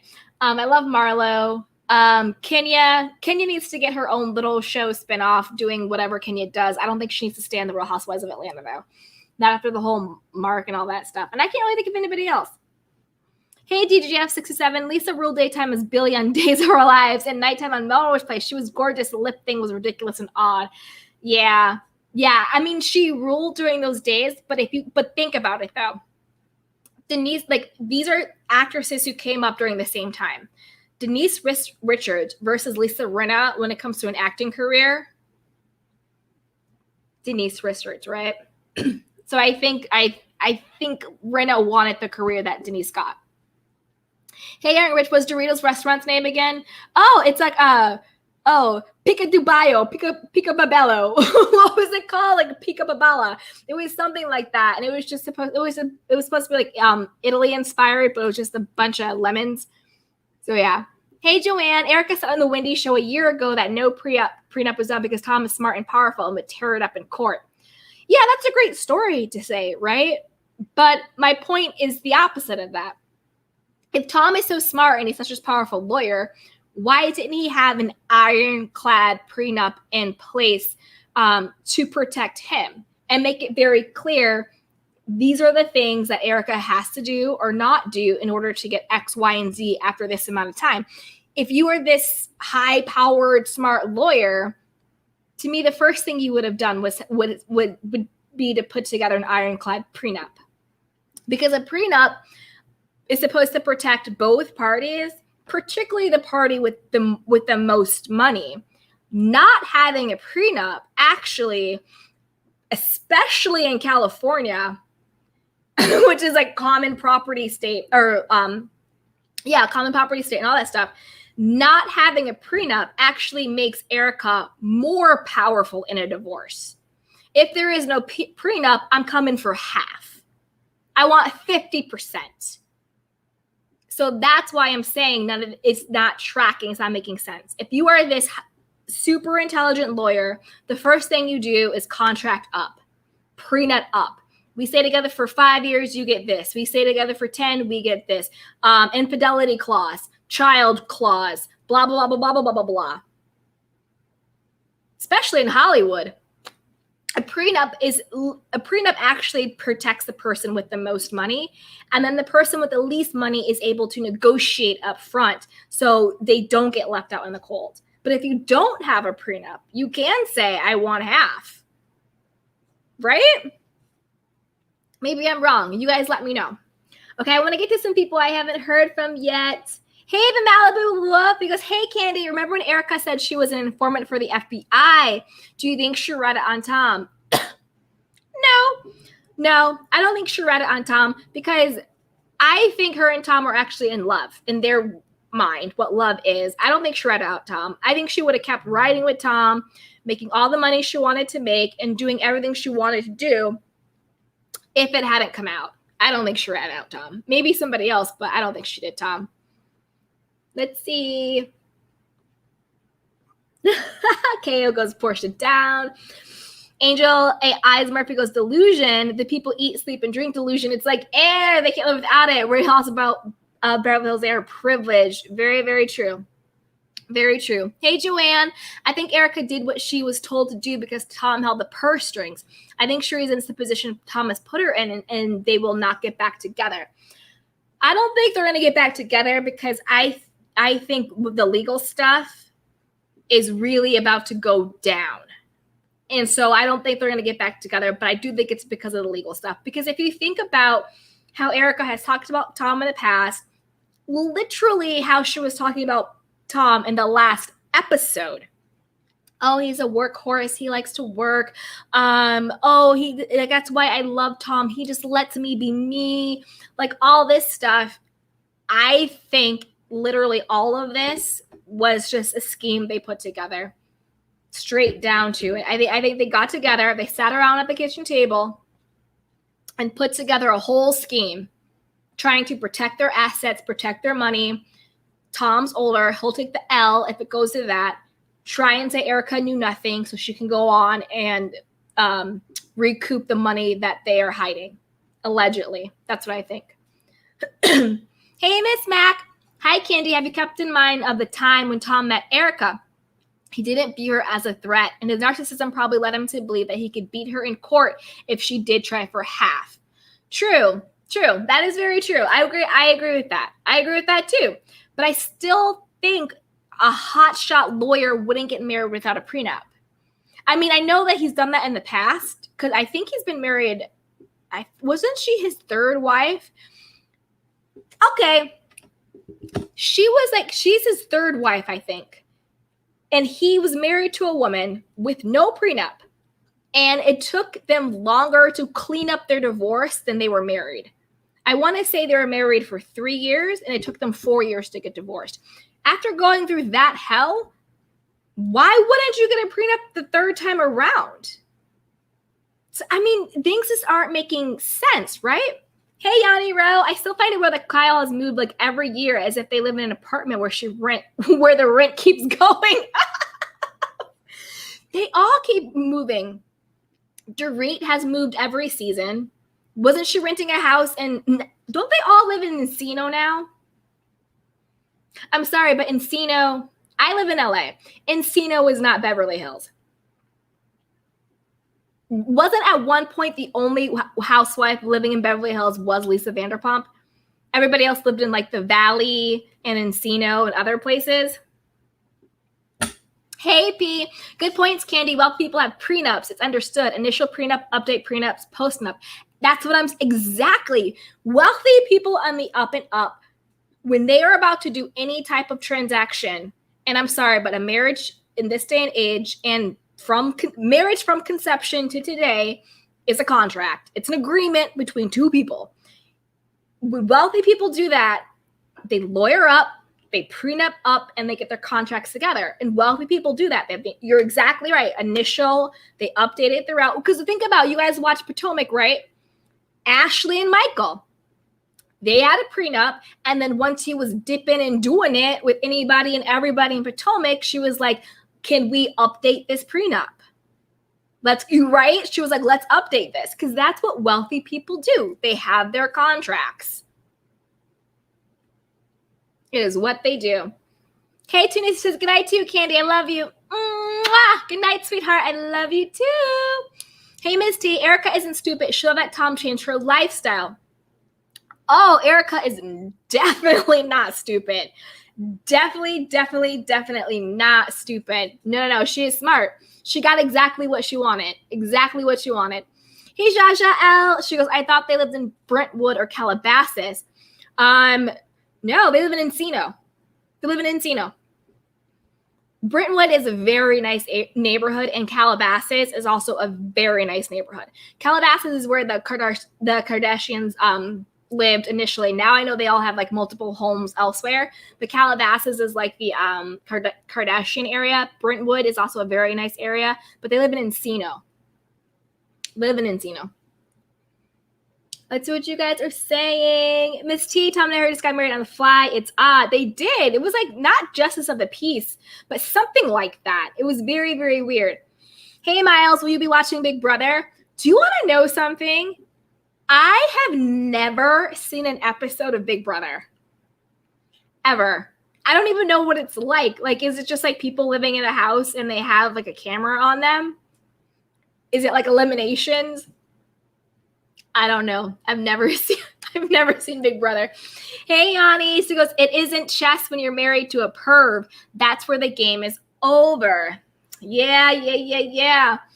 Jaja says, Ashley playing chess, baby, learn to understand. True, she is, because she was like, I'm going to get this man. I'm going to pop out these kids. I'm going to understand how it's going, and I'm going to have my paperwork in order. You know what I'm saying? I have my paperwork in order. Hey, Jaja, what's tomorrow's topic so I can be ready, Candy? Oh, well, tomorrow's Friday. So I'm going to try and take Friday and Saturday and Sunday off and do lives Monday through Thursday. So what do you guys think about that? Let me know. But I might do like a Sunday session or like a catch up or something. I'm not sure, but I will start to plan them out. So you guys be sure to subscribe and like and hit the notification bell, because I will put out what I'll talk about earlier. So if you guys just go to the channel, you can see the thumbnail on the description. So yes. Hey, Miss T, everyone gets prenup except Cynthia. Well, we know how she got played with Peter, right? We know how she got, but Cynthia got paid with Peter. He basically cleaned her out. But think about Candy's marriage to Todd. The night before the wedding, she was like, you don't sign this prenup, boo-boo. We ain't walking down the aisle. Because Candy truly is that rich and that wealthy, and she's about her money and she's about her business. And she said to Todd, we're not getting married unless you sign this prenup. And remember, Todd was like, oh, you always talking about money. You just talking about money. You dang right I'm talking about money with how wealthy Candy is. She was like, we're not getting married until this paperwork is in order. Sign on the dotted line, little Todd. You see what I'm saying? Like Candy, who's actually wealthy, who actually takes care of her business, was like, I'm not getting married without a prenup. Because she wanted to have that power. Hey, Miss T, what do you think of Erika's son thinks about all of this? Being a police officer, I'm sure he's embarrassed. Okay, I have thoughts. I have my conspiracy theory. I'm going to save it for another live because I need to gather my thoughts before I say anything on these lives about that particular topic. Hey, Young Rich, I may want Candy to leave. But one thing about her, she will always be about her checks, and that's very inspiring. That is so true. That is very, very, very true. She is about her check, and that is inspiring. I agree. And I really like Candy. I do. I really like her. Hey, Miles Kidman, he goes, Canada just had its first black winner. America has yet to have one. We need to catch up, guys, on this Big Brother stuff. We need to catch up. Maybe I need to go on there and win. Yes. Hey, P. Todd dragged it out. Had months to do so anyway. Exactly. He dragged it out because he didn't want a prenup, because he wanted to have more bargaining power. That's why I'm saying really wealthy people who are strategic, they have their paperwork in order. P says he used to love Big Brother. Yanni said, girl, keep those days off and live your life. Yes, yes, yes. Jaja says, oh, darn. Yes, self-care. Yes, yes, yes. I might post, I do have a video of me doing some self-care stuff. So I might post that since I already have it during the days that I'm off, just post pre-recorded videos. But we will be going live Monday through Thursday. And then I'm going to try and keep Friday through Sunday off just to like live and do stuff. The hours next week might be a little funky because my niece is coming to visit me and I'm so excited. So I have to show her LA and everywhere around, but I will still be going lives, but the time might be a little bit off depending on what she wants to do, because I am the cool aunt. I'm going to do whatever she wants. Yes, yes, yes. So that's why you got to hit the notification bell and subscribe so you don't miss a live. Hey, Miles Coleman. Yes, I start next week and supposedly have 50% of people of color this season. Get it together, Big Brother. Get it together. Yes, yes, yes. Let's see what you guys are talking about. Hey, MST, this not the topic and not to be touchy, but the PD in general need restructuring and reform. So her son needs to just sit and eat his food. Yes, we could do a whole series on police and reform and all of that stuff, because I agree it needs a restructuring from the inside out. Hey, Eccentric Queen Jules, LOL. If I had Candy Rich, my man getting a prenup. Thank you. Yes. Honestly, whether my man was rich or not, we're getting a prenup because I want to protect everything I got. And I want to get what I'm supposed to get. You see what I'm saying? You see what I'm saying? Like what's mine is mine and what's yours is mine. I don't know. Do you guys think the same? Let me know in the comments. Do you agree or disagree? Let me know. Hey, Jaja. Oh, yeah, we just talked about that. Yes, the restructuring. Yes. Okay, yeah, we're off topic. That's cool. Question. So I had a fling yesterday. Okay. And I low-key want some more, but he hasn't texted me back since he left. Should I tell him I want some more or move on? Okay, so Young Rich, do you want to call in? Oh, yay! We have someone calling in. So we're going to get someone to call in and then I'll walk you through Young Rich. Yay! Hello. Hello? Hi, how are you? Hi. Oh, go ahead. Do you want to weigh in? Go ahead. Yes. The one thing I want to say is that about the whole about the whole Crystal and Sutton situation? Yeah. Is that I kind of agree with Crystal in the fact that when you walk into a room and you knock and you wait until the person says you can come in. You never know what somebody's doing. And so you have to, like, especially if you don't know anybody, like you don't know the person well. So you can't just walk into somebody's room. However, the way I kind of like not agree with Crystal is when she and Chris Sutton sat down and said, we're going to squash this. This is over.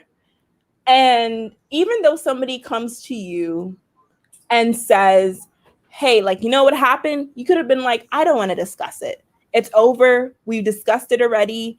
Why? Like, I already discussed it with Sutton. But she continued to talk about it because she wanted to talk about it. And she kept on changing stories. She kept on making it more exaggerated. And that's when I kind of lost it at that point. And also she kept on talking about how Sutton is crazy and mental health is a serious thing. and people shouldn't diagnose people automatically.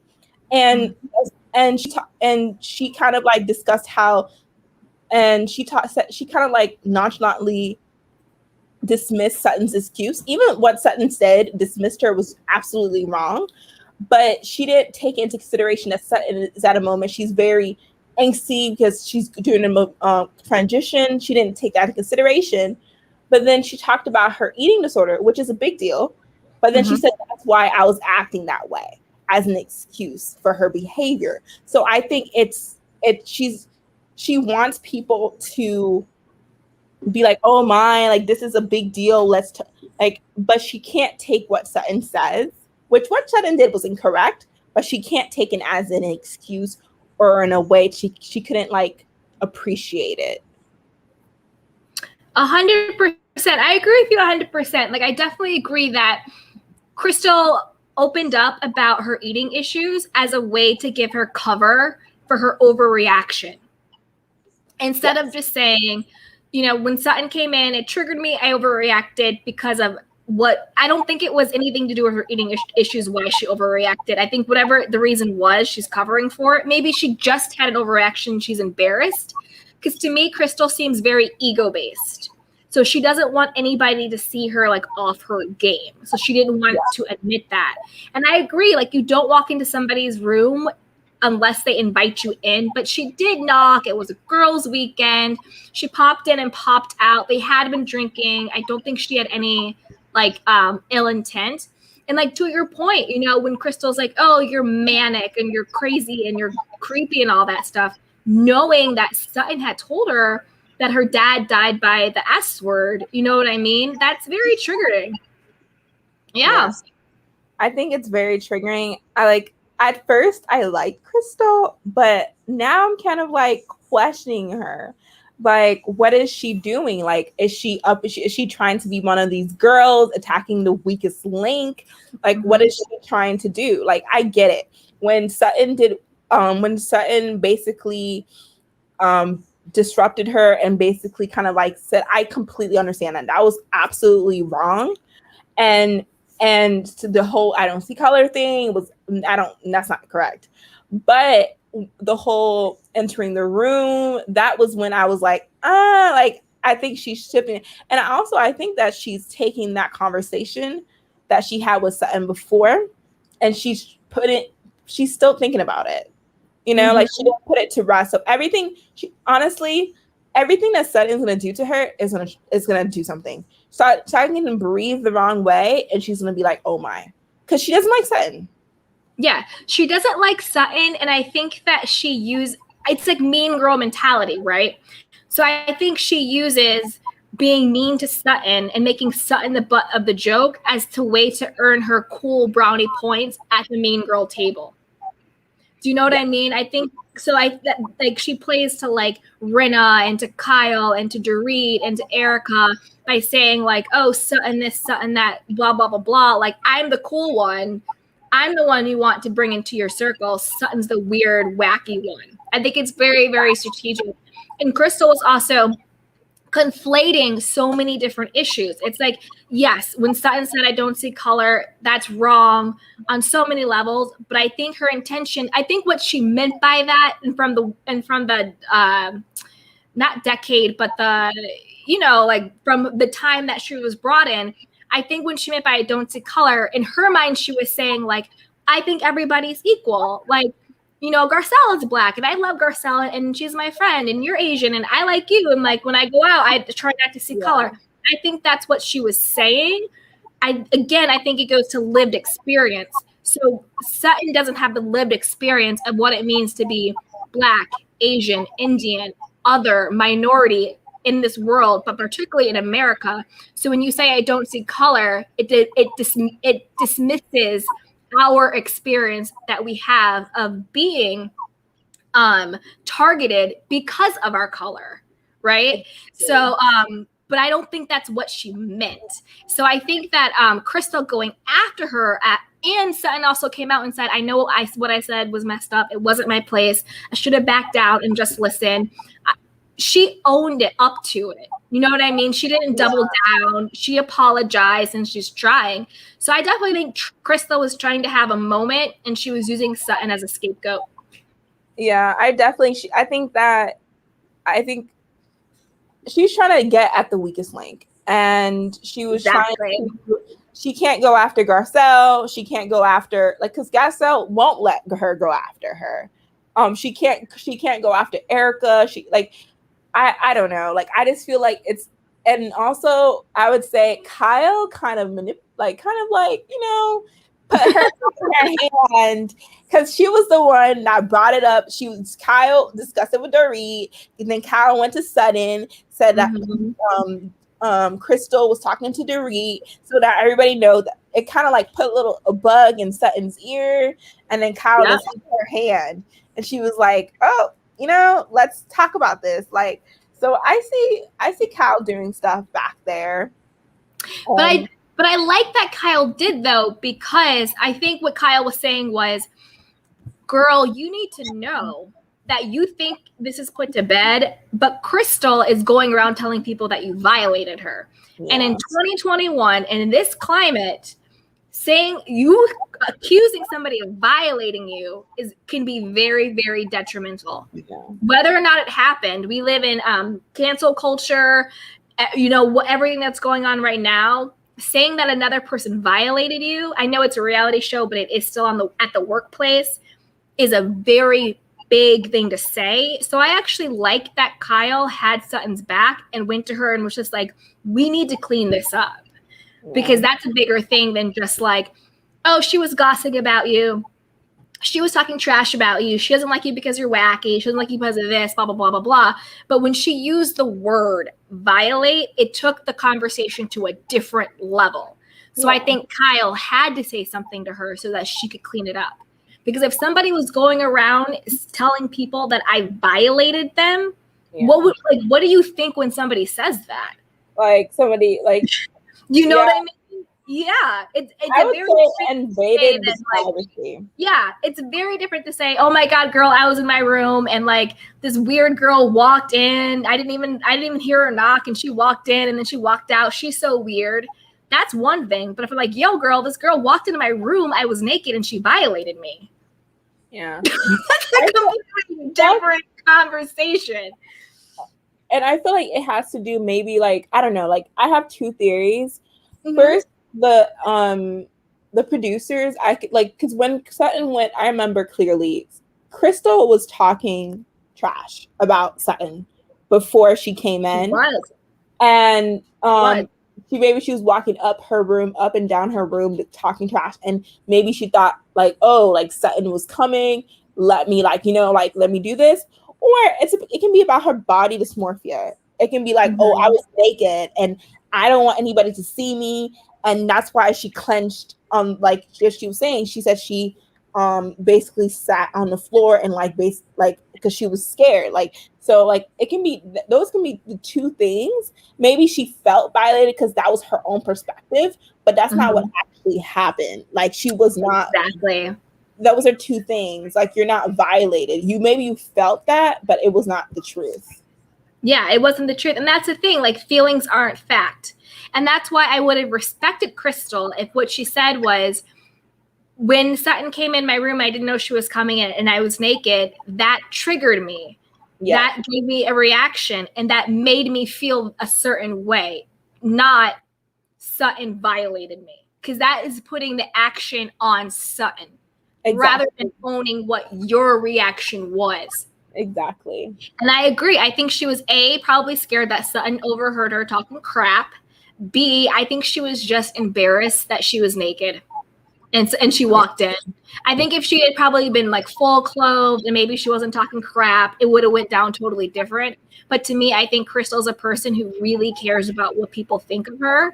Yeah. So I think she wanted to dominate the narrative and sort of tarnish anything that Sutton had to say before Sutton could, not knowing that Sutton actually didn't say anything. Yeah. Right? Yeah.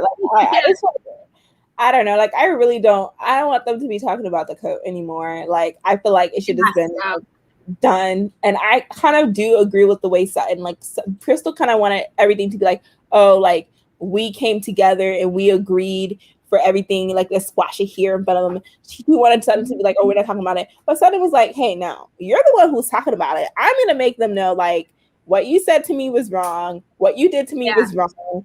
And I'm gonna like, because Crystal was kind of shocked because she thought Sutton was gonna be like, oh yeah, like we're done with it, we're done. But Sutton was like, no, you thought like it. I like that.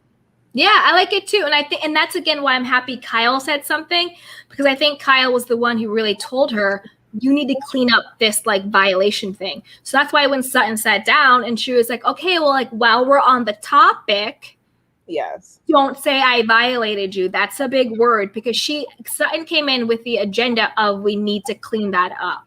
So that's why I am happy Kyle says something to her and Sutton stuck to her guns, because rumors have legs and words have meanings, especially in this climate. You have to clean that up. So I'm really happy that she talked to her in front of all of the other women, because especially on these shows, as we've seen right now, actually with Crystal and Sutton, you have one private conversation and then the story changes in front of everybody else. Exactly. So I'm happy that she said what she had to say in front of the entire group. And I love that she checked Dorit and was like, Dorit, why are you putting your paws in this? Like, you don't have a dog in this fight. Like, pipe down, Dorit. Even like Garcelle was like, yeah, go ahead. Garcelle was like, wait, hold on, Dorit. Like, why? Like, yeah, like, so Dorit always has talk. So, like, exactly. Dorit, yeah, but I really did like this episode. Like, I don't know, people say it was boring. Like I do. Like, I like Beverly Hills. Beverly Hills is like one of my favorite franchises. I think the season is actually better than the most seasons that they have had so far in the past 3 seasons. I love Garcelle, even though people don't like her. I love her. I love Garcelle. Yeah. Yeah. And like the whole Erika situation, I'm undecided on that part. Like, I'm very undecided. I don't know what to believe. I don't know. Like, but I do think, like her speech, as Kyle said, it was like she was hitting on bullet points and it was very rehearsed, It was a script. It was a script. It was like a soap opera. It was very scripted. But I wouldn't blame her. Like, honestly, like you're basically gonna expose your entire life. People are watching.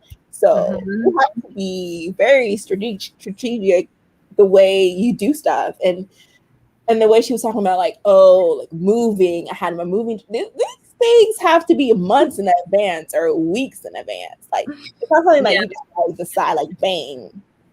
Yeah. Exactly. That's why I think it's all fake. And that's why I think it's all just very allegedly very, very scripted. So Joanne says, how about in Sutton's interview when she called Crystal a bully? Well, I think Crystal was being a bully. I think at that point she was bullying her, right? I think Crystal thinks Crystal knows that Sutton's very sensitive. And she knows that she can have a way with Chris. Like Sutton can, like, Sutton's sensitive about anything. And even last season, she was like, oh, in tears. Like, everything. Sutton is very sensitive. Like, I just think in general, she's a sensitive person. She takes everything personally, every little thing. So Crystal knows that she can like get her to that state. And I feel like she's just continuously doing stuff to get her to that state. She wants a storyline. Like, for me, like, I was a fan of Crystal, but not anymore. Same. I really liked her in the beginning. It's like Tyra. We were rooting for you. Like, I really liked her in the beginning, but this last episode just has a really bad taste in my mouth. Yeah. And then, to her defense, I watched the Watch What Happened live. She said that she recognized what she did was wrong. She talks to Sutton very often. Good. And she realized the word violate. She said that violated was a word that she felt, but not necessarily what. So she did say that, Good. So she also reiterates it in the reunion with a lot of people or actually watch it. Because you know what happened live, like not a lot of people actually watch it. So I hope she says that again, because at that point, yeah, she needs to clean that up. Very much. But yeah. Thank you for having me. Thank you for calling in. Definitely call in more often. I'm so happy that you're here. Thank you for being a candy cane. Thank you so much for calling in. Thank you. Thank you. Have a nice day. You too. Bye, sweetheart. Bye. Yay!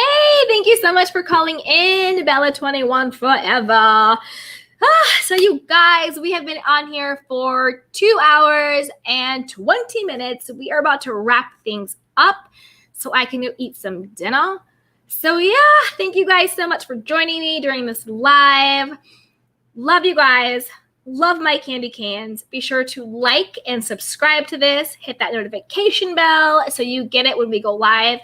We will be going live next week, Monday through Thursday. And then Friday through Sunday, I will try and post some things for you guys and might go live at different surprise times. Oh, yes. Oh, wait, we have a couple more questions. Hey, Young Rich. Well, at least Crystal understood, or does she only care about the critics? I think Crystal really cares about the critics. I think she really cares about how she looks and the way she comes across. And again, I think that she was just using Sutton as a scapegoat. Oh, Young Rich, that's right. Let me see if I can find your comment, because I want to talk to you about this. I thought that was really good, about your hookup guy.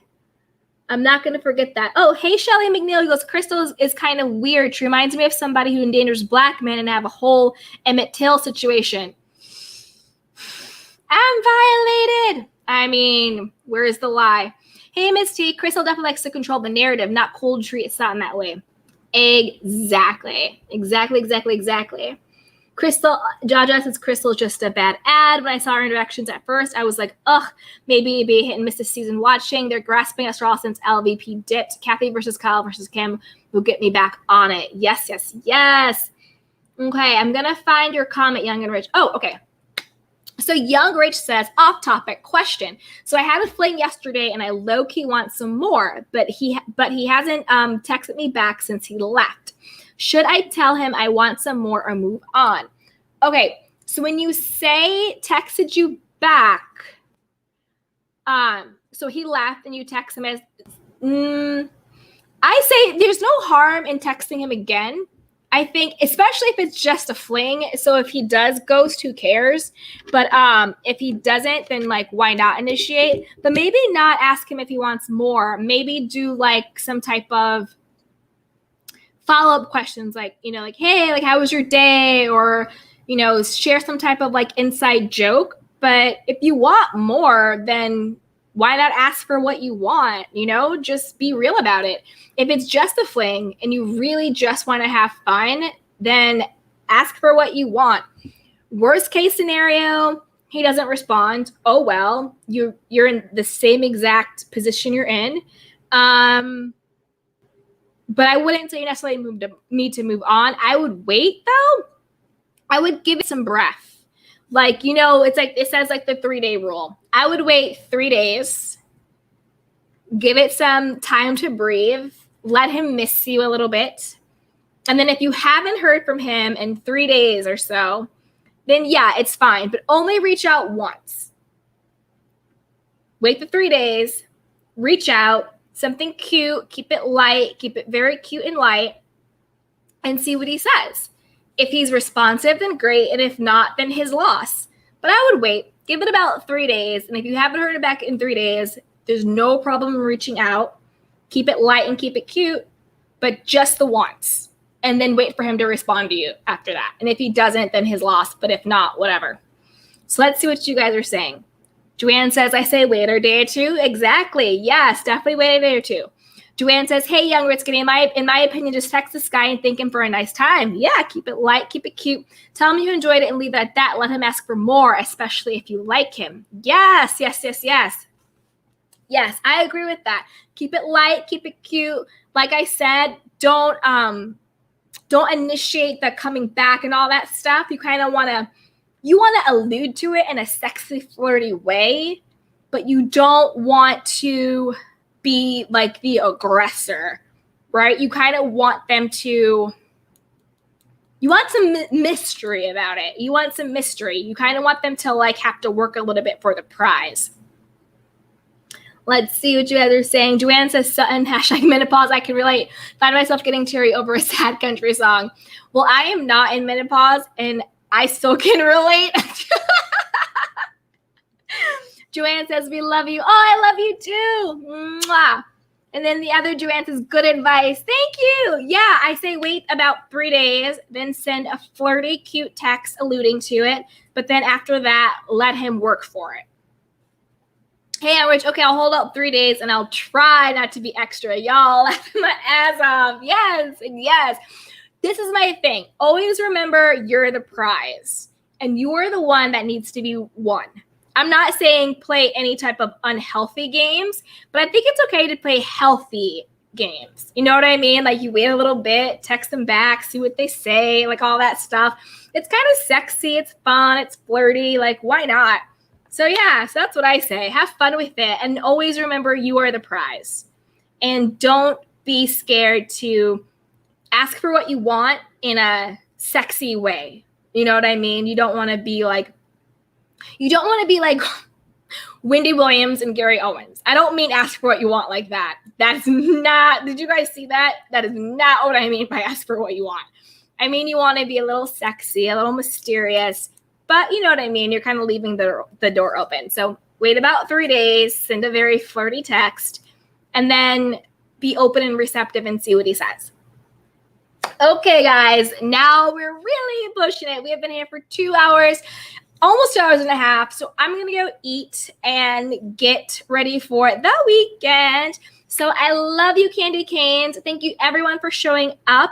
Don't forget to like and subscribe, and you can always support if you want. Cash App, PayPal, Super Chat me. Yes, yes, yes.